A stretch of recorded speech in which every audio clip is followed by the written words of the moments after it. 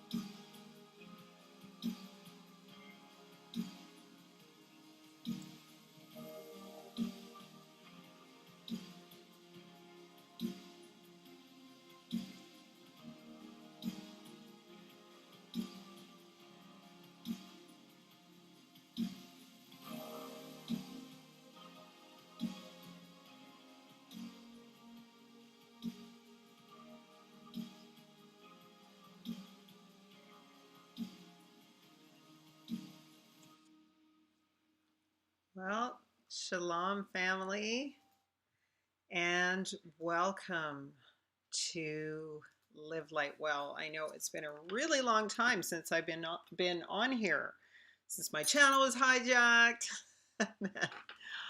all of that. So welcome, shalom. As you know, this channel is a channel primarily that started um, as a health and wellness site based on biblical principles. And of course, I made the transition into realizing I was a descendant of Israel, and I am an Israelite, a Natsar, and I'm also a Moreh, teacher of the law in female form. Moreh, I guess, is the proper term. Um, but this whole health journey is what took me there. Shalom, Anita. And so, because of everything that's kind of going on right now, I thought it was really important that I do this video, which I also did on Into All Truth. And I wanted to really discuss the prepping for prevention, prepping for dealing with the things that are to come upon this place, which I consider to be Babylon. So the key thing, as I've said on my other channel, is not to panic, to trust Yah, to trust that we are the set apart people, and we will be tested, but we're not going to suffer as the nations will. So that's the key thing to remember. And no matter what, um, whatever happens, as long as we're under the blood, some are called to die, some are called to just go through a trial, some will go to the other side and into the wilderness to be tested by Hamashiach. No matter what, it's a test. And so, just trust in Yahuwah with all your heart and lean not to your own understanding, and acknowledge him in all your ways so he may direct your path. So I just want to praise Yah and give him all the glory. And I pray in the name of Yahushua HaMashiach that this word that goes forth will bless you, that it will find fertile soil in your hearts, and that the seed will spring forth with fruit, with hope, and in the spirit of the Ruach Kadesh, you will be given discernment. My motivation is always to lead you back to the ancient paths so that you can find hope and healing, but ultimately, and first of all, Mashiach and your Heavenly Father, Yahuwah. So, as I discuss what I've researched and looked into, I thought about how I should approach this, because I want to prepare you so that you don't need me. And so many of us are learning about natural healing ourselves as individuals. All kinds of people are, in particular, the Hebrews are, and we've had many, many examples for that. So I'm trying to figure out if I should start with my article first, which is on my site, Live Light Well, or I have a couple of videos on disease and how it works. So I think I might start with the article, only because it's the most recent thing I've done. And so I'm just going to switch over. You guys, if you like, you can go over to livelightwell.com, and you're going to find this article on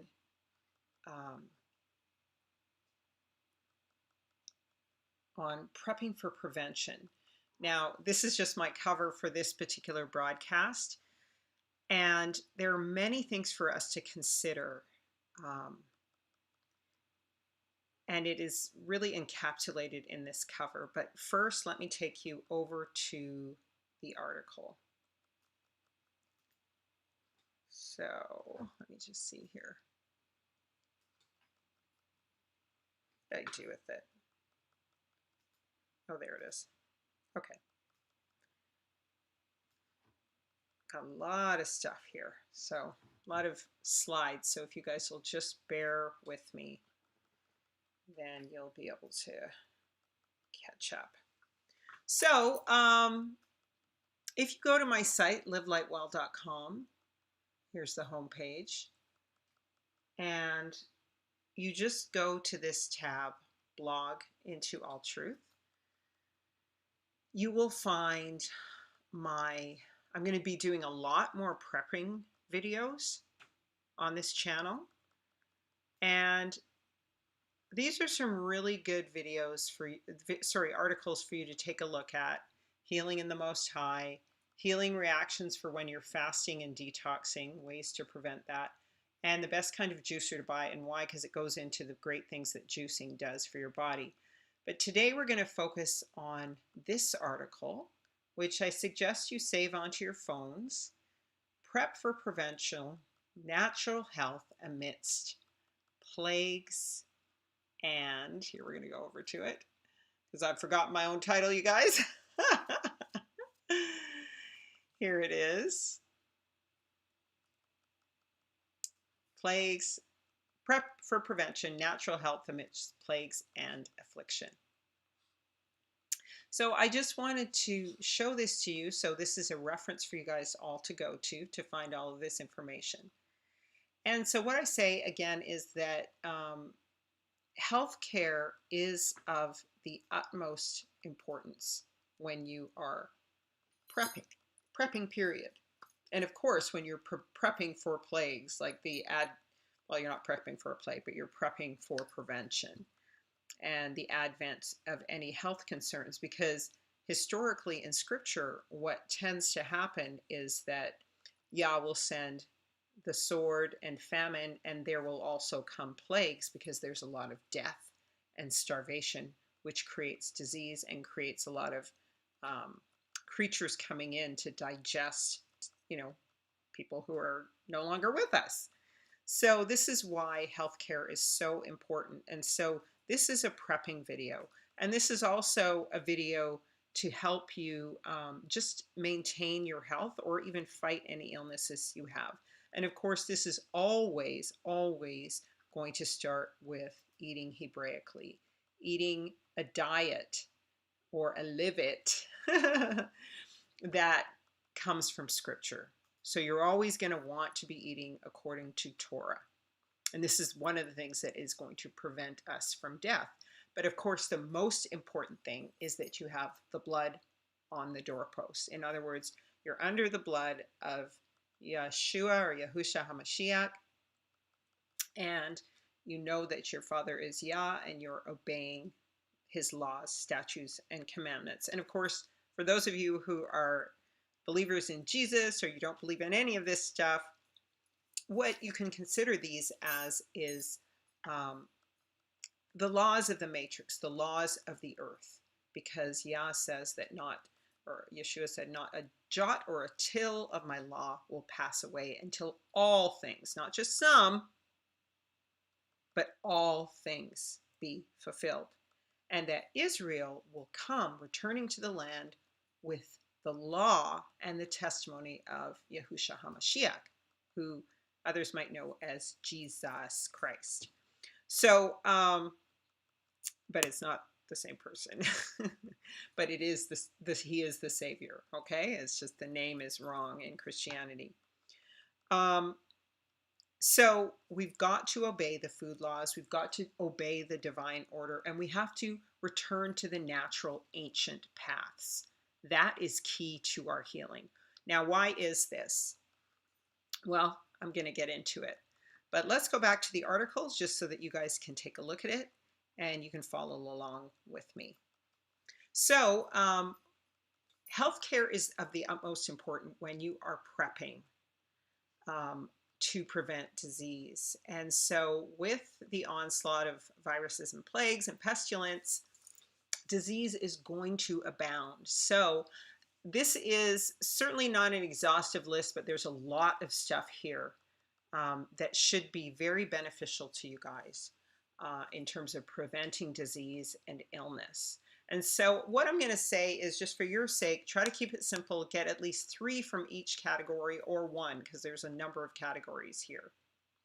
Now, as a rule, the divine order and natural medicine is the best source for survival medicines. And of course, natural medicines also fulfill what is called the multi-use function. That means they can be used for things beyond their single conventional use, beyond their natural healing use in terms of this context and discussion.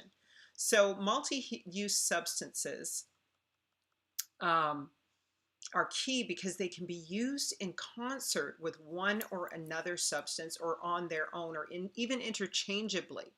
And so this is where they're always superior to man-made isolates. Now, when I use the term man-made isolates, I mean what pharmaceutical companies or man has created from distilling certain things down. So an example of that would be vitamin C. Well, you're going to find vitamin C in a lot of different kinds of fruits and vegetables. However, man will distill it down into a pharmaceutical single isolate that you will take. And of course, in this form, it lacks its synergistic effect. And what I call is its multidimensional, 3-dimensional light force energy effect that Yah created it with, right? Its vibrancy, its life, all the minerals and light that will infuse your body with life and his creation power. So this is what I'm talking about when I say an isolate is something a pharmaceutical company would create. Or for example, if we were going to say, oh yeah, it's really good to drink sugarcane juice, which it is, or to drink mango juice or apple juice or whatever it is, freshly juiced, no additives, no pasteurizing, nothing. But what we do is we go and we pasteurize it or we boil it down and make it into sugar or syrup. That's an isolate. And when you isolate things, certain things like that, then they tend to become disease-causing things because they've been altered. So taking things in their natural form as Yah created them is usually the best thing to do. They can be distilled, but not when we're talking about things like sugar, okay? So let's take a look at the article again. So once again, we're going to seek the ancient paths. We're going to seek the ancient paths for healing. But, you know, we have to admit that some conventional health care may be necessary and useful.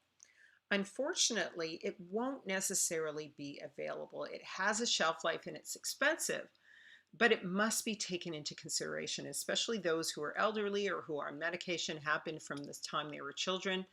Um, when we're prepping, it's a good idea to ensure that you have stocked up on your first aid or medical items, and you can go to your doctor and ask for your prescriptions to have double or triple prescriptions on hand because of the particular times that we're in. But also, in terms of just having a basic first aid kit, it's a really good idea. You want to have simple stuff like aspirin or Tylenol.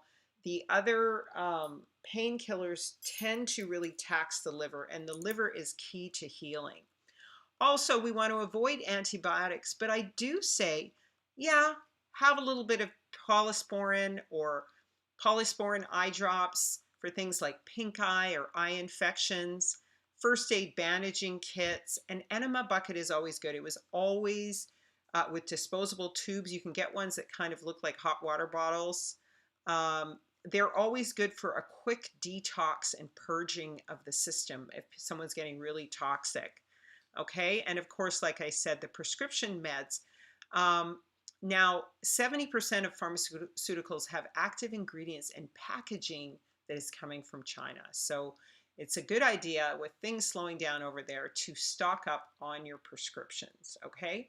And, you know, like I said, painkillers, bandages, and emergency kits are necessary in terms of a quick fix. You know, there are natural ways that fevers can be reduced, but taking a pill if you're on the run or something like that, or you're not in your home, you're running, or you're in a shelter or something like that, you can't necessarily use baths to alter your state of fever. So, you know, tepid baths instead of pills can be used for fever reduction, but on the run, pharmaceuticals become very necessary. Bandages can set broken bones and strains or cover wounds in a crisis. And antibiotics, though they're damaging to the immune system and the lymphatic system, if you're taking them internally through your stomach or on a mass kind of a scale, are, how can I say this? They are, if you're, let's say you're on the run, okay, and you're trying to, you know, figure out where to go, what to do, all of these kinds of things. Well, if your eyes are hurt or something like that, and you can just put some polysporin eye drops in your eye and your eye will get better, then your sight won't be compromised, okay? Because you need to be able to see clearly. Or if you have a tiny cut and you put in the polysporin, you can avoid some kind of staph infection, some kind of other disease like that, okay? And, you know, I'm going to cover essential oils and other things that can help with these kinds of things. But these are quick fixes coming from the pharmaceutical world. You can even make eye salves from things like boron or salts, sea salt. These things can help to prevent things like pink eye and so on and so forth. There's a click through on the page here to boron and the things that it can be done, as well as a click through here on enemas and the ways that enemas can help you to detox, because especially if you are on some kind of psychological medication. It is important to get your prescription, because people withdrawing from psychological medications can go absolutely mad, literally. And they are designed so that you can't withdraw from them quickly, a lot of them. So I really encourage you, if you have a loved one who is on one of these medications, to stock up for them. And, if you feel you need to sort of be the one who's guarding over them, do that, whatever is needed in that particular case. But it's a good idea to have them on hand, because in the event of a greater crisis, you don't want to have something like that adding to the problem, or a severe illness like heart pills, diabetic medication.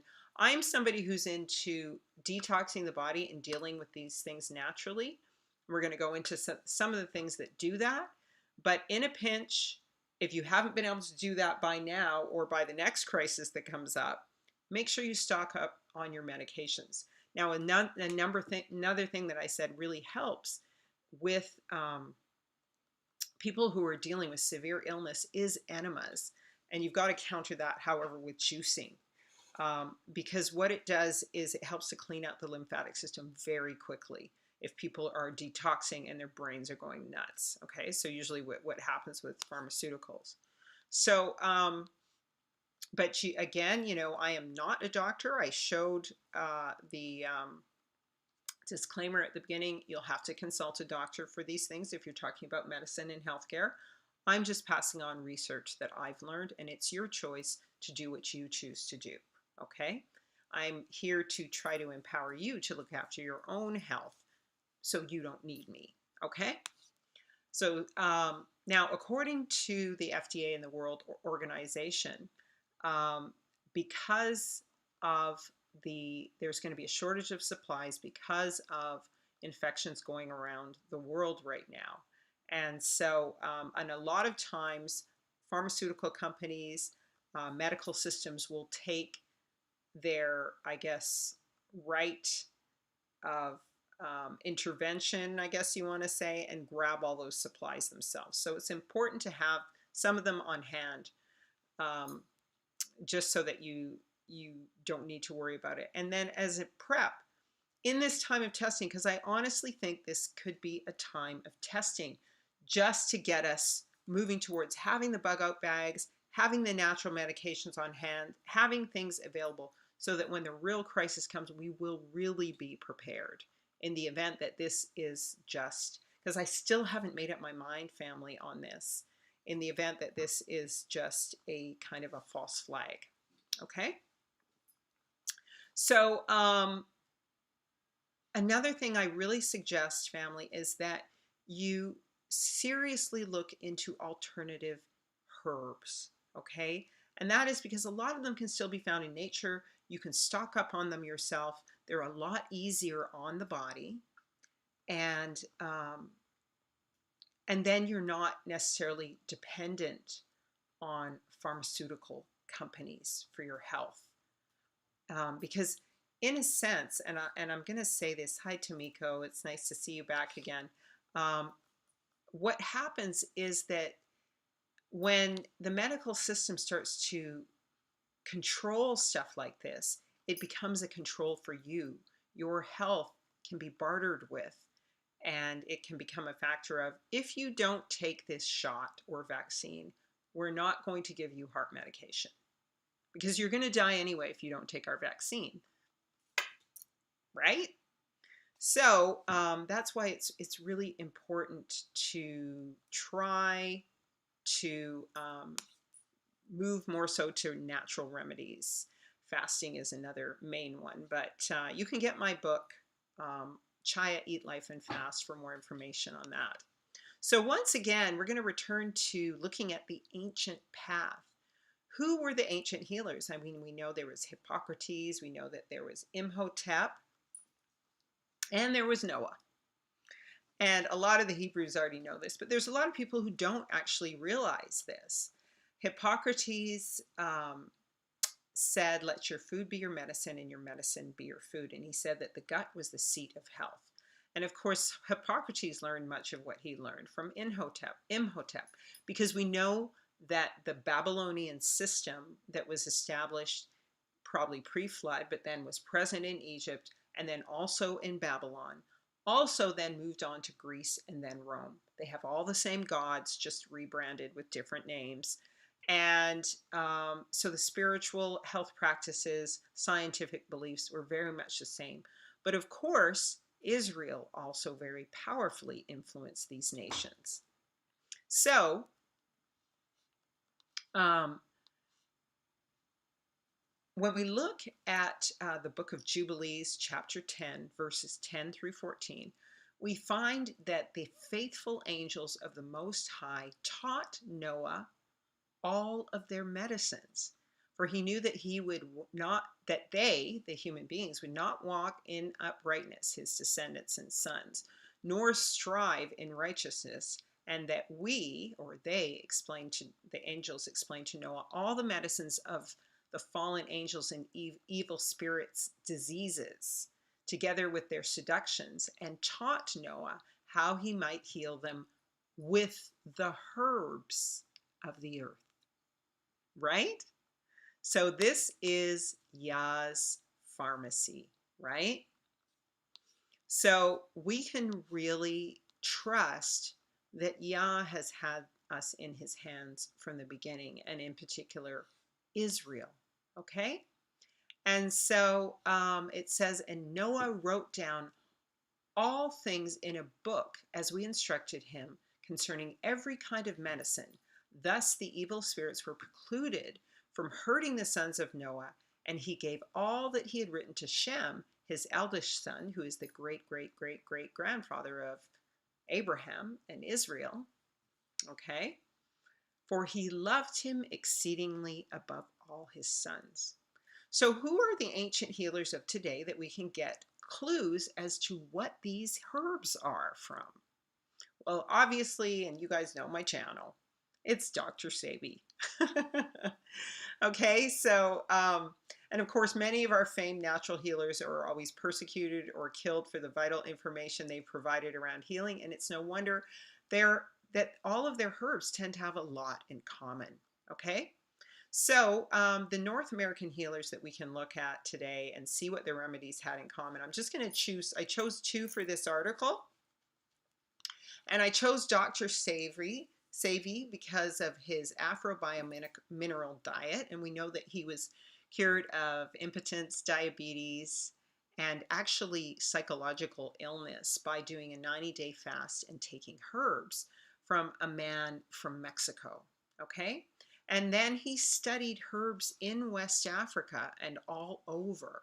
Okay? And then he went on and healed many people, and was forced in the city of New York to defend himself against the FDA, who had claimed he was practicing medicine without a license.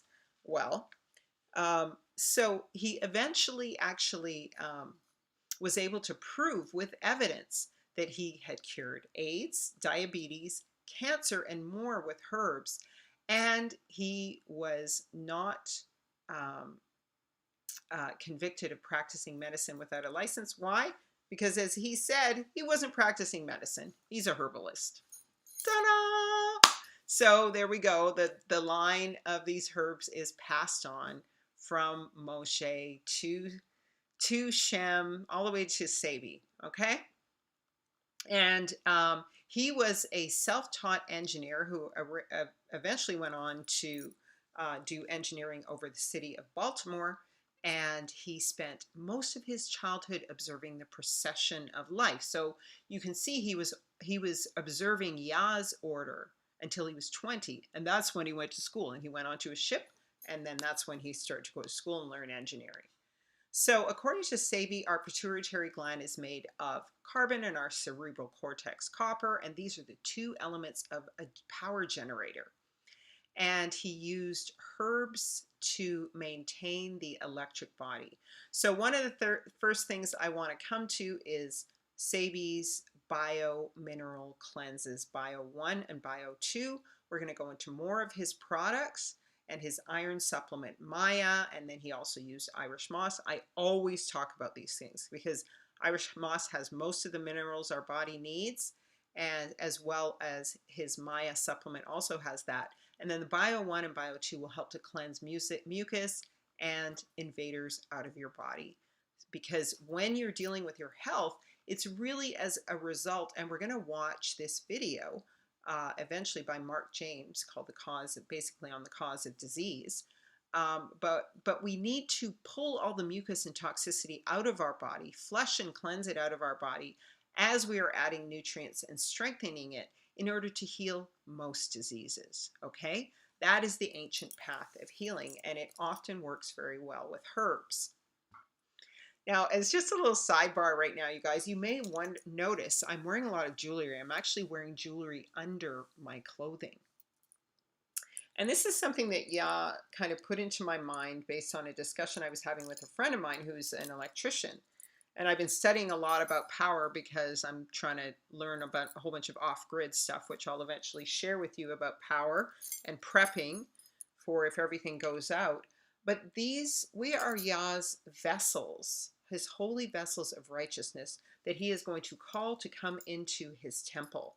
And so what I was learning from my friend who's an electrician is that these particular metals, especially things like copper and stuff and gold, actually change your electrical charge. So do things like magnets. And I'm wearing a number of silver necklaces here as well. And so these things, this is why our people wore these things. And of course, Yah put them on Israel when he married Israel.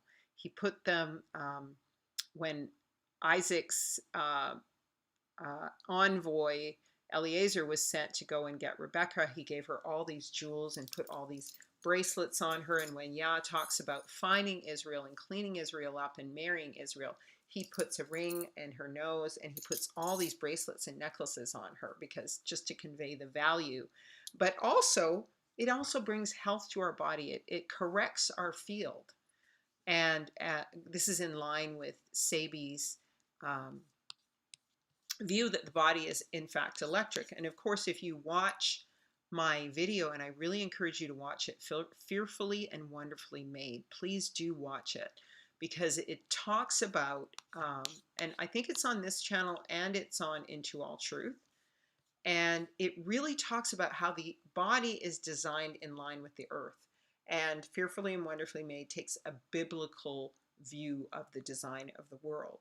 And of course, the earth is always spoken of as being a woman. And heaven actually marries earth. So heaven is like the man, earth is like the woman, etc., etc. So we can get a lot of cues from the design of our earth in order to understand how our bodies work. And literally, the earth has a heartbeat. It has an electromagnetic field. And so when I was looking at all these things, when I found Sebi, I was like, wow, this all just clicks with scripture. So this is how we know Sebi is in line with scripture. So there was I just want to move on with this now. In 1922, a Canadian woman named Renee Case, she was a nurse and she met an 81-year-old woman who had been healed of cancer in the hospital. And this woman, I can show you the product she came up with. This woman had been healed of cancer, and the herbs that she found were actually herbs that were given to her by the First Nations people here. And of course, we know that the original indigenous people here in North America were Black people. And so what you can do is the first people of North America happen to be Black-skinned people, as documented in John Ogilvy's book, America. So you can just click here and you can click through to the article and you can see images of the original people who looked just like Africans. They were not what we call the Bering Crossing people who look kind of more Mongoloid. They were actually black-skinned, kinky-haired to brown-skinned people. And so it was these people who passed on these herbs for healing to this woman. And so Renee Case, who was a nurse, went to a doctor who later, Dr. Fisher, became the dean of Toronto University. She asked him to oversee her testing this herbal tea on an actual cancer patient. Well, the herbal tea cured the woman, and she was able to live for 21 more years after that. Now, she called this tea Essiac tea. It's also called Respirant. And Fluorescence, you can order it in the States through the company Fluorescence, which originates here in Vancouver, British Columbia. And I've also put links for that here in the article, okay? So you see Fluorescence and Respirant in order to find them. So, but the interesting thing about these medicines is that obviously they came from the 10 tribes, they came from the 12 tribes of Israel, right? And so again, we're tracing this back to the ancient past and doing the former things, right? Which is what Yah calls us to do when he says, no longer will your teachers withdraw themselves from you, but they will say, here is the way, walk there in it. And that is the time that we're in. So what we do is, I want you to take a look at this article and see for yourselves that this is what the Essiac tea contains. Burdock root, sheep sorrel, slippery elm, bark, rhubarb root, watercress, red clover, and blessed thistle. Now, if we look at Sebi's, some of his herbs, they're containing the same thing. Milk thistle, rhubarb root, burdock root, slippery elm, elderberry and Irish moss, or some other herbs that can be found locally that he also uses. So in the event that you can't get these herbs, or you can't afford to get them from Dr. Sebi, and I really only recommend Ma'a Sebi, then, and I have a link to where you can get them from here in the article as well. Just stock up on the herbs, because these can be expensive, okay? Just stock up on the herbs. You can order them online, especially if you're in the States and you're near Mexico. Go across that Mexican border, and they're going to have a lot of them in bulk. Just make sure you get the best parts of them. Another good thing to do to prep is to get wild crafting books and pamphlets to identify healing herbs and plants in the wilderness. Okay? Because what's the source of healing? The Creator. Again, Yah has given us everything for life and godliness. Okay? And so he's prepared this world for us to live in, and he's given us these herbs. So prepare yourself to identify healing plants indigenous to your area in order to fight disease and make healing preparations on the run. You guys, it is so easy to find. Like, I found milk thistle. I haven't found elderberry yet. I think that's going to be because I was searching in the fall last year and summer, but I'm going to look for elderberry this year. There's burdock root everywhere. Get used to wild crafting for drying. And, you know, just simple things like rowan berries appear everywhere. They're really good if you've got elderly problems, like if you've got stomach problems, liver problems. And a lot of people have these, even people in their 20s and teens, because of all the stuff happening with this funny trails in the sky and with 5G and so on and so forth.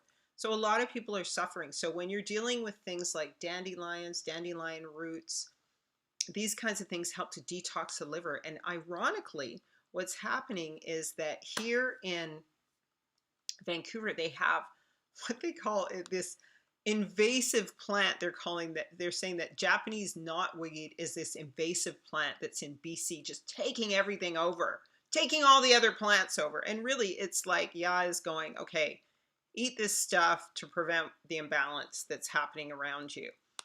So Japanese knotweed is basically resveratrol, which they say occurs in wine, and it helps with so many things. And I may put some more pictures up here in the article later, but learn to identify these things, okay? Because it's screaming eat me out here in BC and in the Pacific Northwest, okay? So it is a potent form of resveratrol, an antioxidant that assists neural pathways in clearing out and eliminating plaque and free radicals.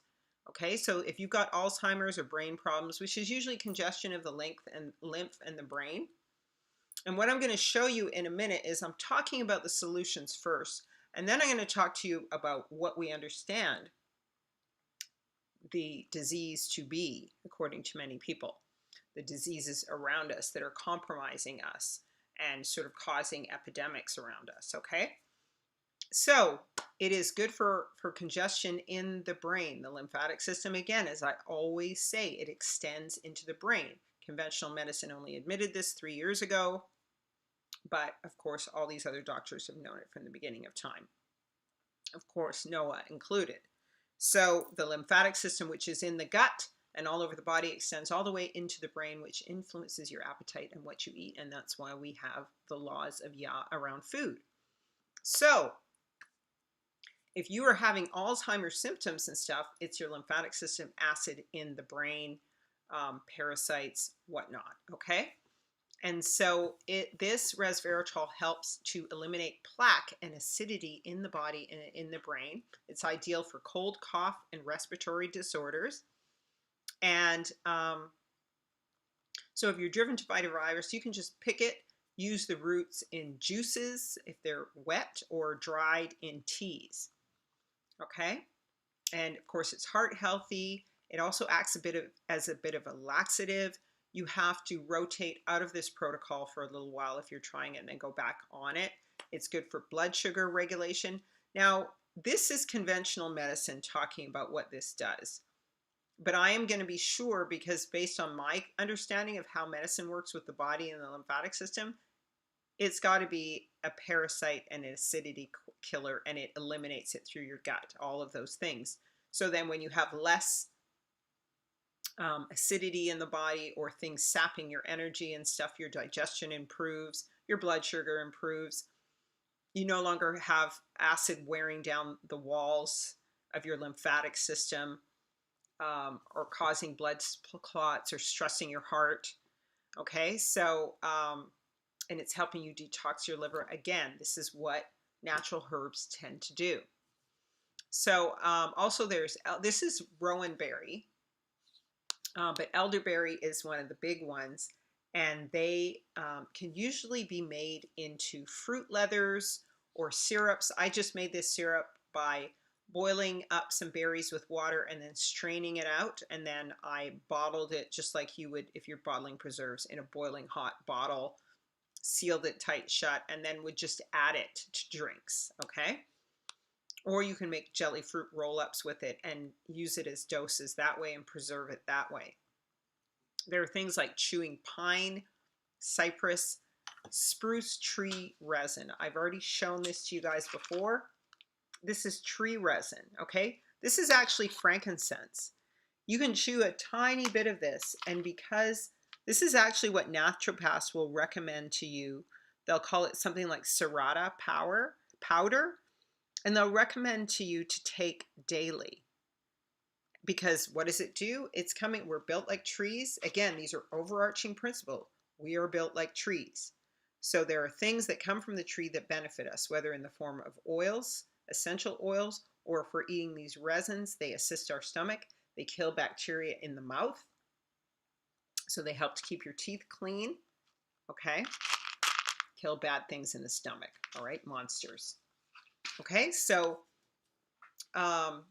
if you're in the wilderness or something and you see some pine resin out there and it looks pretty clean, or you can scrape off the outside and just eat the inside, chew on it, because it's good for your stomach, and especially if somebody has a toothache or something like that. And then you can boil pine needles and stuff to make yourself a tea that creates a camphor-like effect on the system, helping assisting the lungs, again, the stomach. Now, here's a really important factor here, and that is essential oils. This is one of the main things that is so important to have. You don't have to have everything, but there are certain ones you really, really want to have, okay? They are superfoods that support the gut, kill viruses, fungus, and molds, and parasites and pathogens, but they taste good, okay? And so this includes oils made from things that we eat. So we can eat, and you can actually take herbs and make your own super strong tinctures using a mortar and pestle. But we eat things like rosemary, thyme, uh, savory, basil. These are things we cook with, and you should cook with because they help to clean the food you're eating and they aid your digestion, but they also boost your immune system. So there are oils derived from that. But essential oils are basically all antiviral, and this has been proven, and they're antifungal, antibacterial. Okay, they can stop influenza, streptococcus, and one of the most effective oils to be found around this is the thieves oil, the oil which was used by thieves during the Black Plague so that they could steal from corpses and not get the plague. It's pretty disgusting. But so here's the thieves oil, and it contains cinnamon, eucalyptus, rosemary, and lemon oil. Rosemary, you know, when you make rosemary chicken or you make rosemary focaccia or whatever, is so beneficial to your health. That's something you need to grind up. I have a friend who just makes these things. She's Jamaican, right? And she just grind them up with the mortar and pestle. There's no sin in that. You just it's because you're just trying to get all the essences and oils out of it, right? Just like you can use, oh my gosh, I'm just about to go off on a tangent because it's just, once I get this stuff in my head, you guys, I want to explode with it. But let me keep calm and just try to give you basic information. So, yeah, with the thieves oil, the lemon oil. So if you have lemons, a great deodorant is to put under your arms is from the rind of a lemon or a lime. You will not stink for the whole day. Tell me. I'm telling you, you won't. And it's medicinal because it kills bad things, right? So modern science is always late in catching up. They've done this huge, this is in the US National Library of Medicine, has this, talks about these essential oils and their antimicrobial properties. This is an amazing article, you guys, for you guys to take a look at. Because, see, here's the title here. I used to have a link there. I've got to put it back in. I have it in a different version of this article. But yeah, they are antimicrobial, antiviral. They fight E. coli and multiple strains of influenza, strep, and salmonella, and more. Okay. Now, our people used to rinse and wash, and I still all of our meat with either lemon juice, or you can use salt. We would salt it, or vinegar before we start cooking anything. That would kill everything on it. That's how our people were. That's how they lived. That's how I was raised. So yeah, they effectively destroy several bacterial, fungal, and viral pathogens. The presence of different types of aldehydes. So aldehydes are what you find in trees, right? Tree oils. Phenolics, terpenes, and other terpenes. They always talk about that when they're talking about cannabis, right? The terpenes and other antimicrobial compounds means that the essential oils are effective against a diverse range of pathogens. Essential oils have tremendous business potential on the global market owing to their unique flavor and fragrance properties and also biological activities. Essential oils are employed in aromatherapy for treatments of several diseases, including cardiovascular disease, diabetes, Alzheimer's, cancer, MS, I know for sure. And the antimicrobial impacts of essential oils and their chemical components have been recognized by several researchers in the past. This is a huge article that goes into many, many of these essential oils found in herbs, spices, and tree oils and seed oils, okay? So these are one of the most valuable things that you can have in your arsenal. And the ones that I have this is the main one that you should get if you have frankincense, and that's Sarata. Just remember Sarah, okay? Sarah, wife of Abraham, Sarata, which means tomorrow, and we're the tomorrow people, right? So, so of course, lavender is a great one to have, but the number one to have is thieves oil, because it's got the 5 oils, and so how many hands How many fingers are on a hand? On the hand of Yah, 5. On the Yod, 5. Hand of destruction, right? That's why I like cannabis too. It's usually a five-pronged leaf, right? Hand of destruction. Take the serpent and parasite by the hand, and strangle it. There's all these like little clues in things that Yah shows us in his created order that can clue you off. And this is what I mean. You guys have got to take this in yourself and then operate intuitively on that ancient path according to the Ruach so that you can understand these things. And I know there's going to be a bunch of people on here who are listening to me going, I saw that too. I felt that too. Yah showed me that too. So I know it's true. I know that's what's happening. So I can't get my page to scroll. So anyway, now, like I said, these ordinary cooking herbs and spices have incredible medicinal effects. So it's a good idea to keep them in glass jars, dark jars. You can put them in oils so that the oils become infused with them. But again, keep them in dark jars like these dark ones featured here. You don't want plastic leaching into anything. And then tons of herbs and spices when you're cooking. This is why I think the Jamaicans have one of the closest, aside from the pork, Hebrew diets. And I think a lot of the West Africans do, the people in Africa really do have probably the closest to the Hebrew diet, okay? Especially berberine. Berberine is like a major disease killer. When I was dealing with a cold this month, or last month, I guess it is, I found the berberine spice. Okay, so that's the Ethiopian berry spice, okay? I made a soup with that. What? That berberine has some powerful effects, okay? Now, let me just give you the definition, the difference between herbs and spices. Spices are usually roots, fruits, or seeds ground up into powders, okay? This is called a spice. So these are things like ginger, turmeric, cayenne pepper, allspice, which is pimento, okay? Allspice is a major one. Of course, you find that in real jerk spice, okay? And you find thyme in there, and you find garlic in there, and you find all kind of thing. You find hot peppers, because hot peppers, cayenne pepper or Scotch bonnet pepper, major killer of disease, okay? Garlic, onions, pimento, I already said that. I did it twice here. Cinnamon and clove, okay? So we already talked about clove is one of the major antiviral disinfectors. They used to use it, when I was a kid, they would use it on my teeth, okay, when they were prepping my tooth for work. So again, eating clove, like capsuled clove powder, you see it in East Indian restaurants and stuff like that. They'll have you chewing on anise, or they'll give you a clove to actually chew on after your meal. Really good for your stomach, good for killing anything bad that might have been in that food. Okay, so onions, garlic, that kind of thing. So here's a nice little picture of them all. Spices have been well researched for their beneficial effects on cleansing the liver and kidneys and gallbladders and supporting body detoxification of the lymph.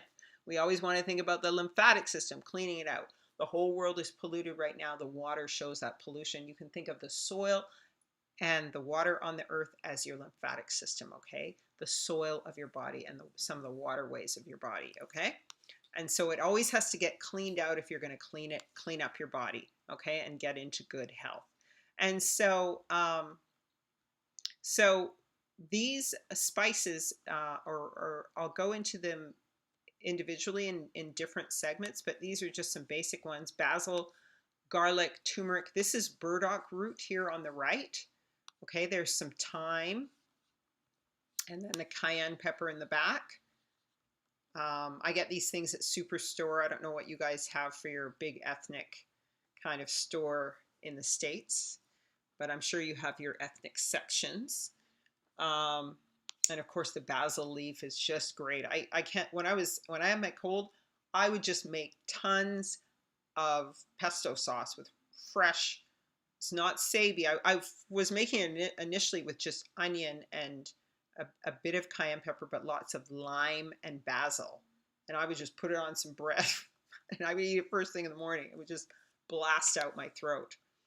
And then, of course, the basil leaf is just great. I can't, when I was So, and these are great things for you to try to grow, okay, inside your home so that you can have access to them, okay? And here's the herbs: thyme, savory, oregano, and rosemary. These are some amazing ones that heal the body. And they're also written up in the article that I mentioned up here. Okay, they're all mentioned there in that article, that medical paper. Okay, so cilantro, basil, cannabis, dandelion. These are some herbs that you can eat that are extremely medicinal. And this is why it's important to cook with them and have them raw. Because even if there's something wrong going on in your food, these things are going to protect you, okay? And then medicinally, you just boil them up, like it just in you boil them into into like a reduced, just absolutely disgusting thing to drink. So much it almost makes you want to vomit, and your lungs will clear out. Okay, now in terms of cannabis, I, according to scripture, we're not to use pharmakia. We're not to use or be involved with pharmakia, and that means mind altering or body altering drugs. And those are usually what I call isolates, okay?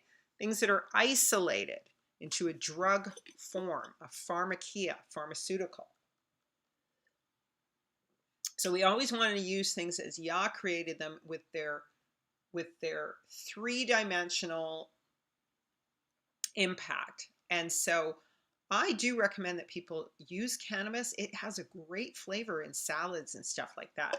But if you can get enough leaves, you can juice it raw, and that the THC is not activated when it's raw. That's why they want to have it regulated and sold as medicine, because then the THC must be activated, because it must be preserved. And to preserve it, you must dry it. And once it's dried, then that THC gets more activated and it becomes a drug. Okay? So that's why a lot of people emphasize the CBD oils. Okay? Now, all of these things are great for fighting viruses. They're great for fighting cancer. Whenever we hear about what's going on with this so-called epidemic or pandemic, we hear that it's there are rumors that it's man-made, and that it's not just a flu virus, that it also has the AIDS virus within it, and or something like the Ebola. And there's more evidence to that, which I might get into later, because they are saying the clue is what they're treating it with, and and the people they're consulting with, and their Ebola and AIDS virus doctors and AIDS virus treatments. Okay.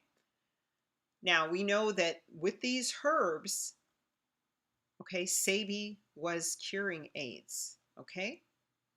So this is why you don't need to be fearful. Yah is good. Okay. We just have to follow the ancient paths. Okay.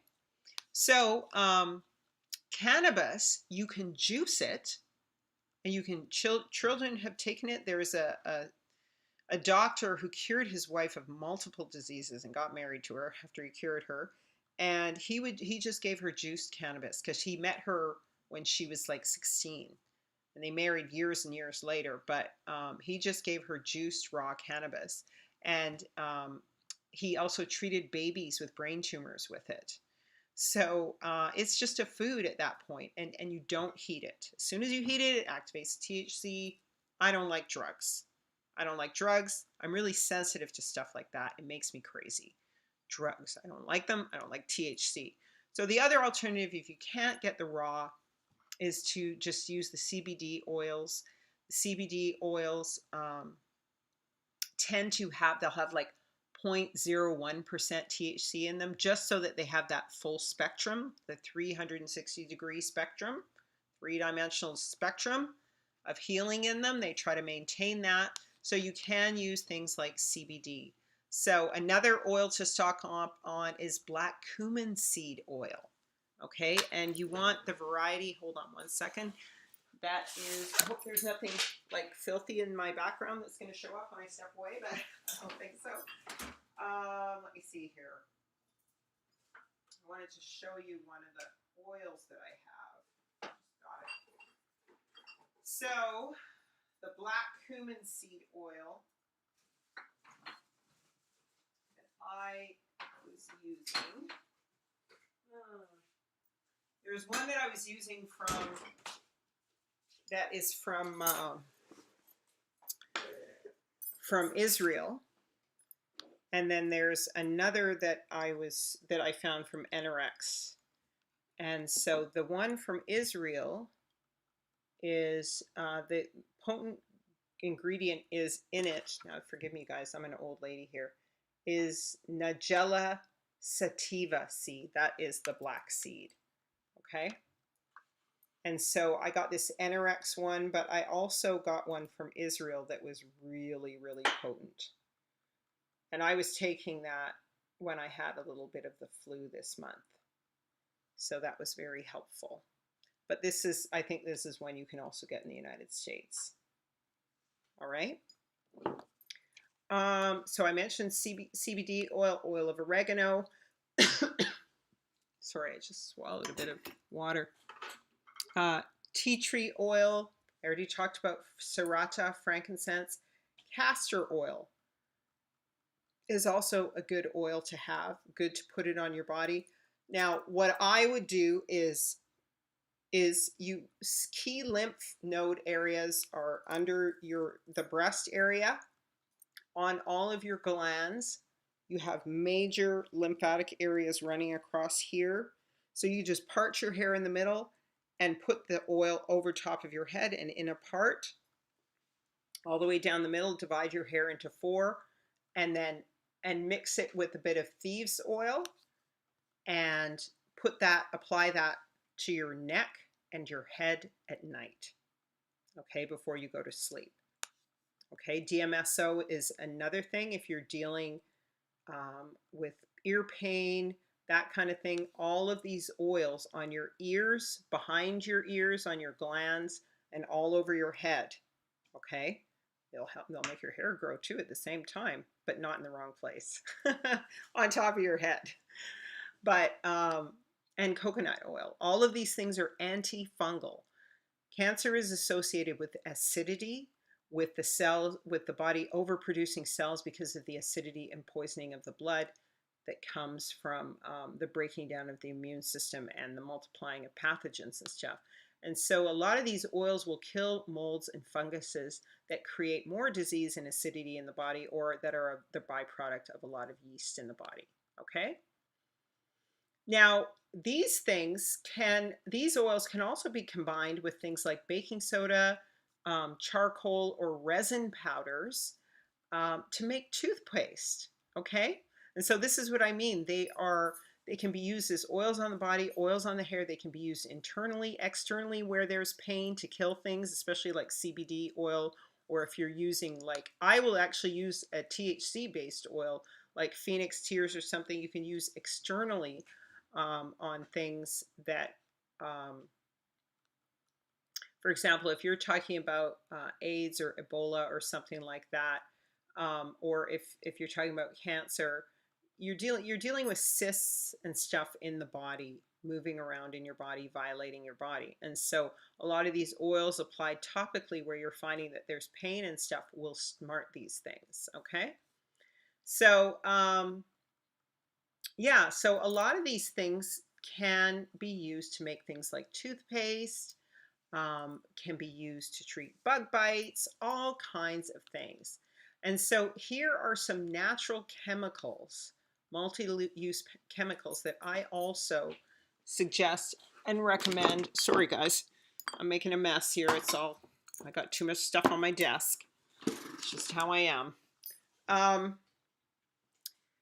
Yeah, here's some things that are naturally, sort of more natural chemicals that you can use, that you can stockpile, that will have the multi-use function. So you can use them to cook with, you can use them to clean with, and you can also use them for your health, okay? And so they are hydrogen peroxide.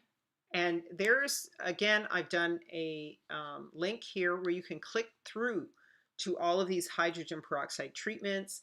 It gives you the percentage of hydrogen peroxide you use and how to dilute it. One of the things that I did when I had this little cold was I put bath salts, okay? I should actually have, oh, I do have salt on the list. sea salt and Himalayan salt.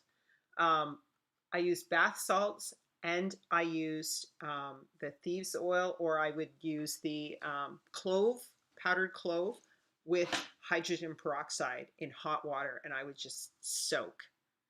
And I would like, oh, it put me to sleep so well. But it's very invigorating when you're healthy, so be careful. So if you're dealing with somebody who is too hot and their fever needs to come down, you would do a tepid bath. Now, if you Google tepid bath online, let me see if I can do it here. Tepid bath. It just shows this weird thing. It shows a toilet because they don't want you to do it, right? Oh no, take the drugs, take the drugs. Don't do a tepid bath. I learned this from my girlfriend who's Jamaican, right? And she told me about a tepid bath. And see, look what it comes up with. They have the image of a toilet. But when you look at it, it has nothing to do with that. They're just kind of trying to, oh, it's a toilet bath. She stopped her son's fevers that way. So you see, there's no toilet. This is something else. This is called some other kind of bath. I don't even know what it is, sitz bath or something. I don't know. But a tepid bath is a bath that is just below body temperature, and it will pull the fever down, because it's almost the way that I see it. This is again, revealing these things to me. It's almost like you're in the womb, you're in this amniotic fluid, right, in your mother's womb. And so it helps you to balance and set your system and establish your whole immune system and all this kind of stuff. So that's what a bath does as well. It's like, so it's almost like a tepid bath says, oh, this is mama womb saying, body, cool down, because the functioning immune system of the true host of the body isn't quite working right. So we're going to go to mama womb to reset it. It's not as simple. You know what I mean? Yeah, is so good, isn't he? The way that he does things is just so well. So another one is colloidal silver, which I talked to a friend of mine recently, and her daughter was dealing with a lot of asthma, and she found that brought her child's asthma down very well. Silver, right? Silver, vessels of silver and gold. We need to be salt among the nations, right? And if you lose your saltiness, you should be thrown out. These are, when you're reading the scripture, that's why it's so important to know the word family. When you're reading the scripture, you take these things in your ruach, and then when you start to look at these things in nature, then Yah gives you the understanding, right? By the ruach. So we're like, oh, okay, like hydrogen peroxide, colloidal silver has silver in it. We're vessels of silver, so it's got to be good for you, right? Okay. So another one is, I've done some formatting errors here, guys. Sorry, but you know me. I need an editor, and I can't spell. My mother spoiled me by reading to me. So anyway, so baking soda is another one. Alkaline. People do baking soda enemas. You can do colloidal silver enemas. You can do salt water enemas. Because this is again, it's like priming your system to say, this is the set balance. Okay, reset button. We're resetting you because this is the alkalinity you need. This is the saline level you need. That's what enemas will do. You do some water flushing to flush out the feces, but then you, with these kinds of enemas, more so, they're more medicinal, and they're like a chemical reset in your body. So you can use baking soda.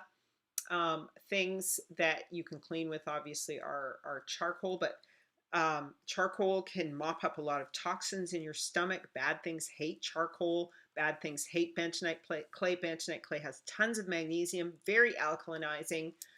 So this is if you're dealing with sickness, stomach disease, illnesses out in the wilderness or at home or in your, whatever bug out camp or wherever you are. Iodine, of course, as well, is great for preventing infection. So that's another great thing to apply on your lymph and your solar plexus or around your lungs and stuff like that if you're sick. Okay, and it can be carried in by oils. But it'll keep you disinfected and support your immune system. Okay, so you can use a lot of these things in concert. Just be very careful though with the chemicals. Like if we're talking about borax, baking soda, hydrogen peroxide. Don't be mixing any of these because you're going to get like, just mix them in the real world and you'll see what happens. You'll bubble over and explode and stuff. And so just be very careful. Always make sure you're consulting a recipe. Okay. So yeah, the iodine, borax, you're going to be like, borax. And I know, I was like, borax. I already mentioned it earlier. Borax is actually created in abundance in Israel. And I have this saying, and I hope this is largely a women audience. I always assume I've got a women's audience on this channel because it's really how women are really the healers. But I do believe that Israel is actually the creation site of the planet, like of the body of the planet, if you want to know what I mean. So this is where the sea is, the living sea is with all the salt, right? And this is where all the fertilizer is, right? This is the place of fertility. This is where Yah comes down, right? This is where the marriage takes place, right? If you get my meaning. So, so borax is one of the major things. Again, we return to Hebraic principles. We're always returning to scripture. We're returning to Hebraic principles. We say Israel, what's created in Israel? Black seed oil is created in Israel. Borax is created in Israel in abundance. It's a place of fertility, salt. So when we're looking at these things, we're vessels of silver and gold, biblical scriptural principles. So when you're thinking about healing and you're operating intuitively on the ancient path, then these things should come to your mind for solutions. And they will in the Ruach. And I know there's a lot of women listening and men who are like, yeah, that's what comes to me because you're natural healers, right? So these substances can be used for cleaning surfaces, cleansing the body in low concentrations. So borax, they actually sell it as a supplement in the health food store as boron. It's the exact same stuff, but they call it boron, but it's the same thing as boron. Same, it's a mineral. That's it. So, you can always try it, get it as supplements in the health food store, see how you respond. But if you're traveling with it, if you've got like a bug out place, a bug out bag, and you've got a little bit of it in there, you're living off grid in a camper or what have you, whatnot, or you're packing up your thing to go back to Israel when Yah takes it there, I don't know what. I've always got these things in my mind. I've got a trailer, I got all my stuff, and then we put it on the ship because we can go in carts. Who knows what's going to happen? But this is just how I think. So, so that's something, like I said, I provided a link again, so you can research that yourself and figure out how to use it. So you could, if you're creating a little garden, you can use it as a fertilizer. You can wash your clothes with it. It can be used in eye salves. It's a mineral. It's very alkalinizing, highly alkalinizing. So it does reset the alkalinity of the body. Okay, so they're multi-use. Again, multi-use. They disinfect. Vinegar, I say apple cider vinegar. White vinegar is better for cleaning, but apple cider vinegar supports the gut. Binders like charcoal can be used if someone's suffering from poison or heavy toxicity. They're detoxing because they're coming off of a medication or something like that. Borax also fights bed bugs and ants, okay? But it's also an excellent cleaning solution. Iodine helps regulate the thyroid and aids the body in detoxification. And another thing it can do, both hydrogen peroxide, well, let me give you more. But the most powerful, iodine and hydrogen peroxide will kill parasites on fruits and vegetables. So you can make up solutions with them and wash fruits and vegetables with them. That's what Max Gerson did in his hospital, his cancer hospitals. All fruits and vegetables were washed with iodine, okay? Salt and borax can be used to cure meat, okay? So if you're hunting in the wilderness, or you're catching some salmon, and you're going to be like drying some meat, I don't know, we don't know what the scenario is going to be, right? Then you can always salt the stuff and dry it out, and you've got a preservative, right? And you can also wash and clean things with salt and water, right? Salt, boron, and hydrogen can be used in baths and enemas to help detoxify the body, support the immune system. And I already talked about boron being used as an eye salve. And it was used by the Chinese to fight kidney stones. Why? Because it's alkaline again. Okay. And then there are H2O2 is very famous for being an anti-cancer treatment. Why? Because it's liquid oxygen. That's what it is. It's liquid oxygen, but it's highly potent. Okay. Same thing as when you drink fresh juice. It will, like apple juice and stuff, liquid oxygen is in there. And so what H2O2 does extremely well, and you also find it in tamarind juice naturally occurring. I drink, you guys, I'm drinking tamarind juice right now. I just did a video on it. I want you to take a look at it. I don't know if you can see inside. You probably can't. This is not the best idea because I'm going to pour it on my computer and I don't want to do that. But I have the tamarind pods in there. Oh, I did it. Oh my gosh. I have the tamarind pods in there and ginger and stuff like that.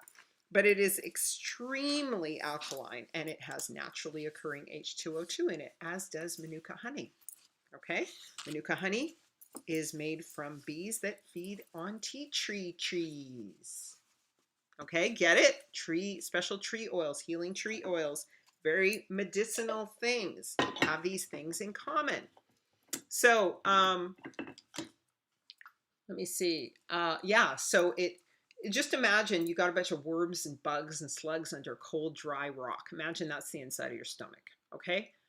What happens, you open it up, all the sunlight comes in and all the bugs scurry and scatter away or die.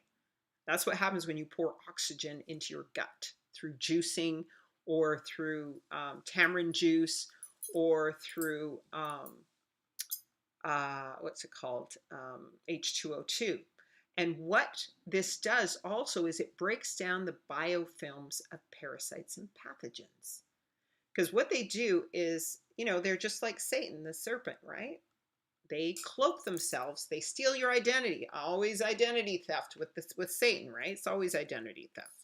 So what they do is they disguise themselves from your immune system by cloaking themselves in your genetic material. Yeah, that's what they do. So what happens when you take things like H2O2 or the Sabi herbs and stuff, cloaking device removed, and then your immune system is like, what? Who is that? And they start beating up on these things, right? So, so yeah, that's how it works. Colloidal silver does the same thing. They destroy biofilms. Okay. I did another video on this. I'll have to do more on biofilms because it's a major issue with these autoimmune diseases. So another important thing to have is all like multi-purpose foods that both nourish and heal. Okay? Nourish and heal. So talked about moringa powder. Oh no, I didn't talk about it. Moringa powder is a good one. It's antiparasitic. Here's another thing. There are certain things where you find the word more in them. The Black Moors, Hill of the Teacher, Mount Moriah. Learn from the Moray. Moringa! Moringa's a good thing. If it's green, what color's the rainbow over Mashiach's head? Green rainbow. Green moringa. They're just the beginning of clues, but you know, you obviously do more research because moringa's it's very antiparasitic, tons of minerals, tons of calcium, high in protein, okay? And you just think about it as the moringa dance, cha-cha-cha, the moringa dance. And then Irish moss and other seaweeds, okay? Why? Because they're high in minerals, but also because they soak up toxins, okay? Things like prickly pear or aloe vera. It's not a Sabi thing, aloe vera. Or, oh my gosh, I went and bought some of this. I always forget. Okra. These kinds of slimy kind of things, jelly kind of things, will soak up toxins in your body, okay? And also keep your lymphatic system running smoothly so it detoxes. It's like keeping all the rivers and streams in your body undammed, okay? So everything's flowing smoothly, right?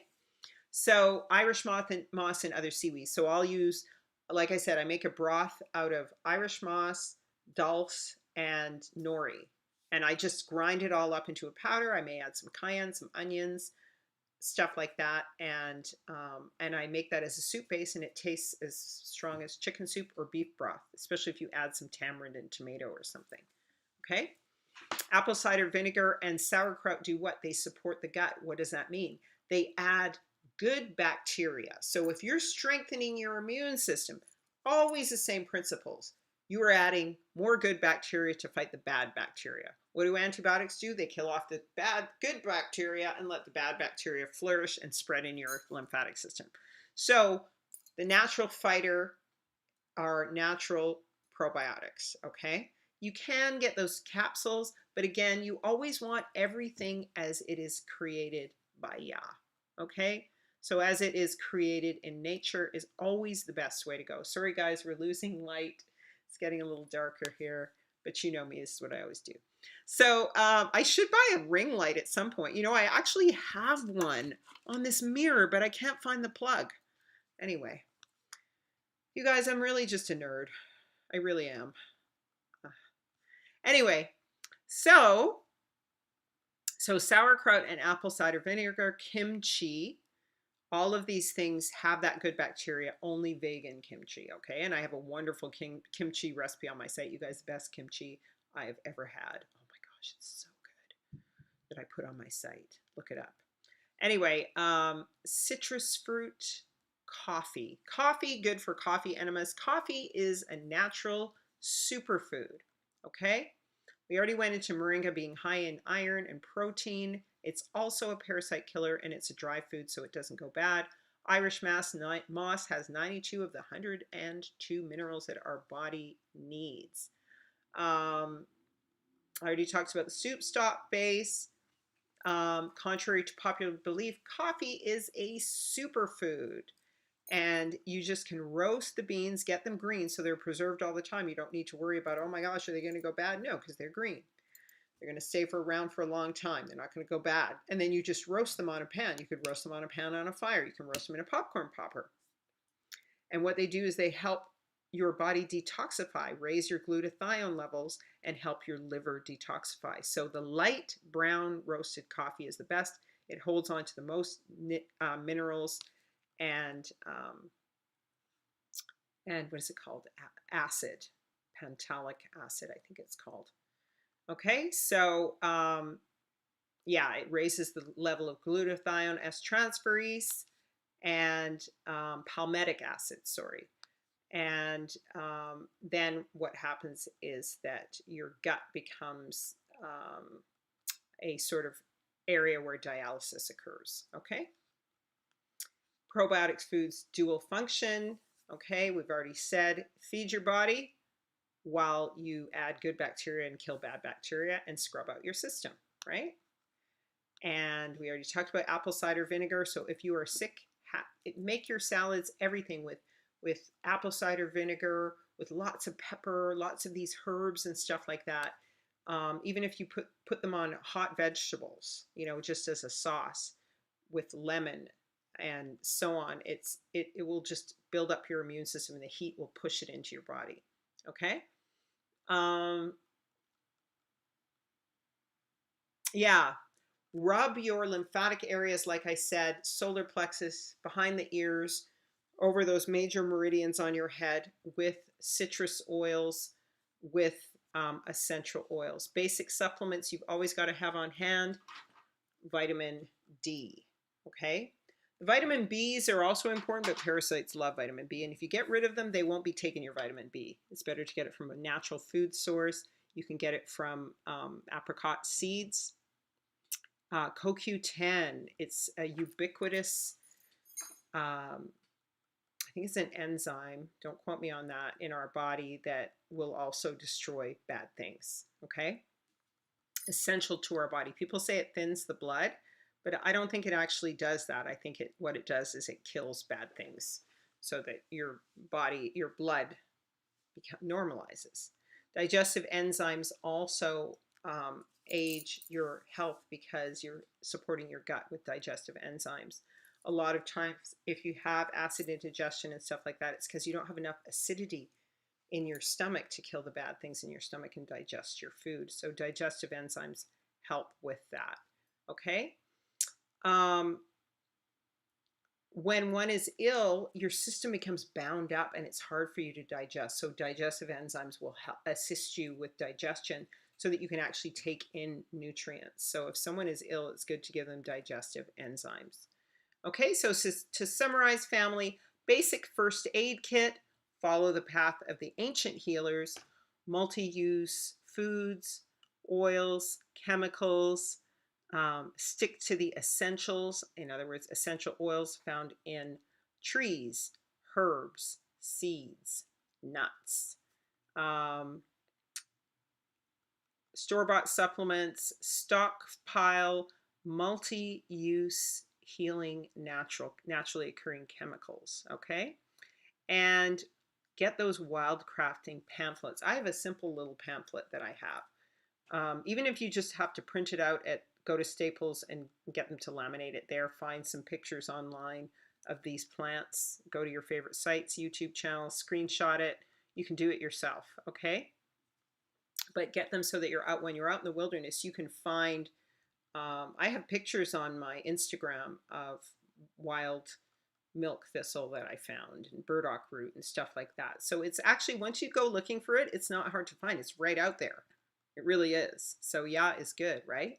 So once again, I hope that this helps. Try to have at least 3 from each of these categories, guys, or at least 1 or 2. I know it's hard. I'm always like overloading, but I love learning, you guys.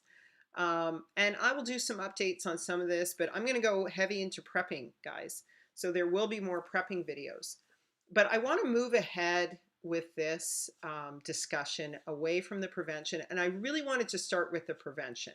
And I'm going to reiterate with as we continue with this video on the fact that I started this off with the prevention aspects, because now we're going to go into what we see are being the existing problems at this particular point in time.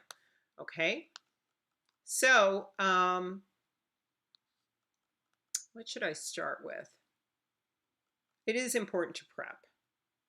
Okay, and even if this is a false flag, you should be prepped anyway. So just think of it as a dress rehearsal. Okay, and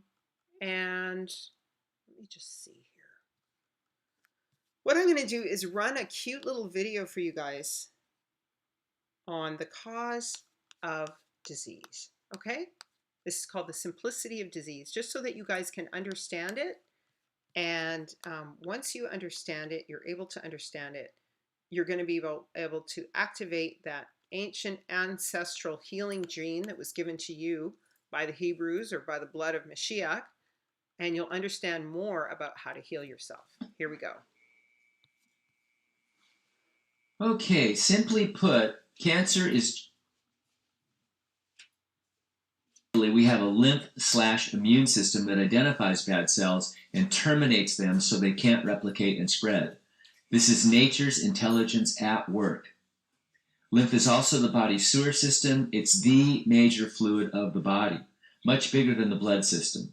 It's where all of your trillions of cells dump their toxic waste so it can be eliminated from the body. But for lymph fluid to flow freely, it must be clean. You see, dirty lymph thickens and turns to acid. This is called acidosis, and it's the cause of most of our suffering. Everything from acne to arthritis, canker sores to cancer. Acidosis is caused from years of consuming too many lymph-clogging foods like dairy, grains, meat, refined sugars, cooked foods, high-protein diets, etc. Air and water pollution, chlorine, fluoride, heavy metals, pesticides, pharmaceuticals, including chemotherapy, household chemicals, food additives, radiation, etc. accumulate and cause acidosis as well.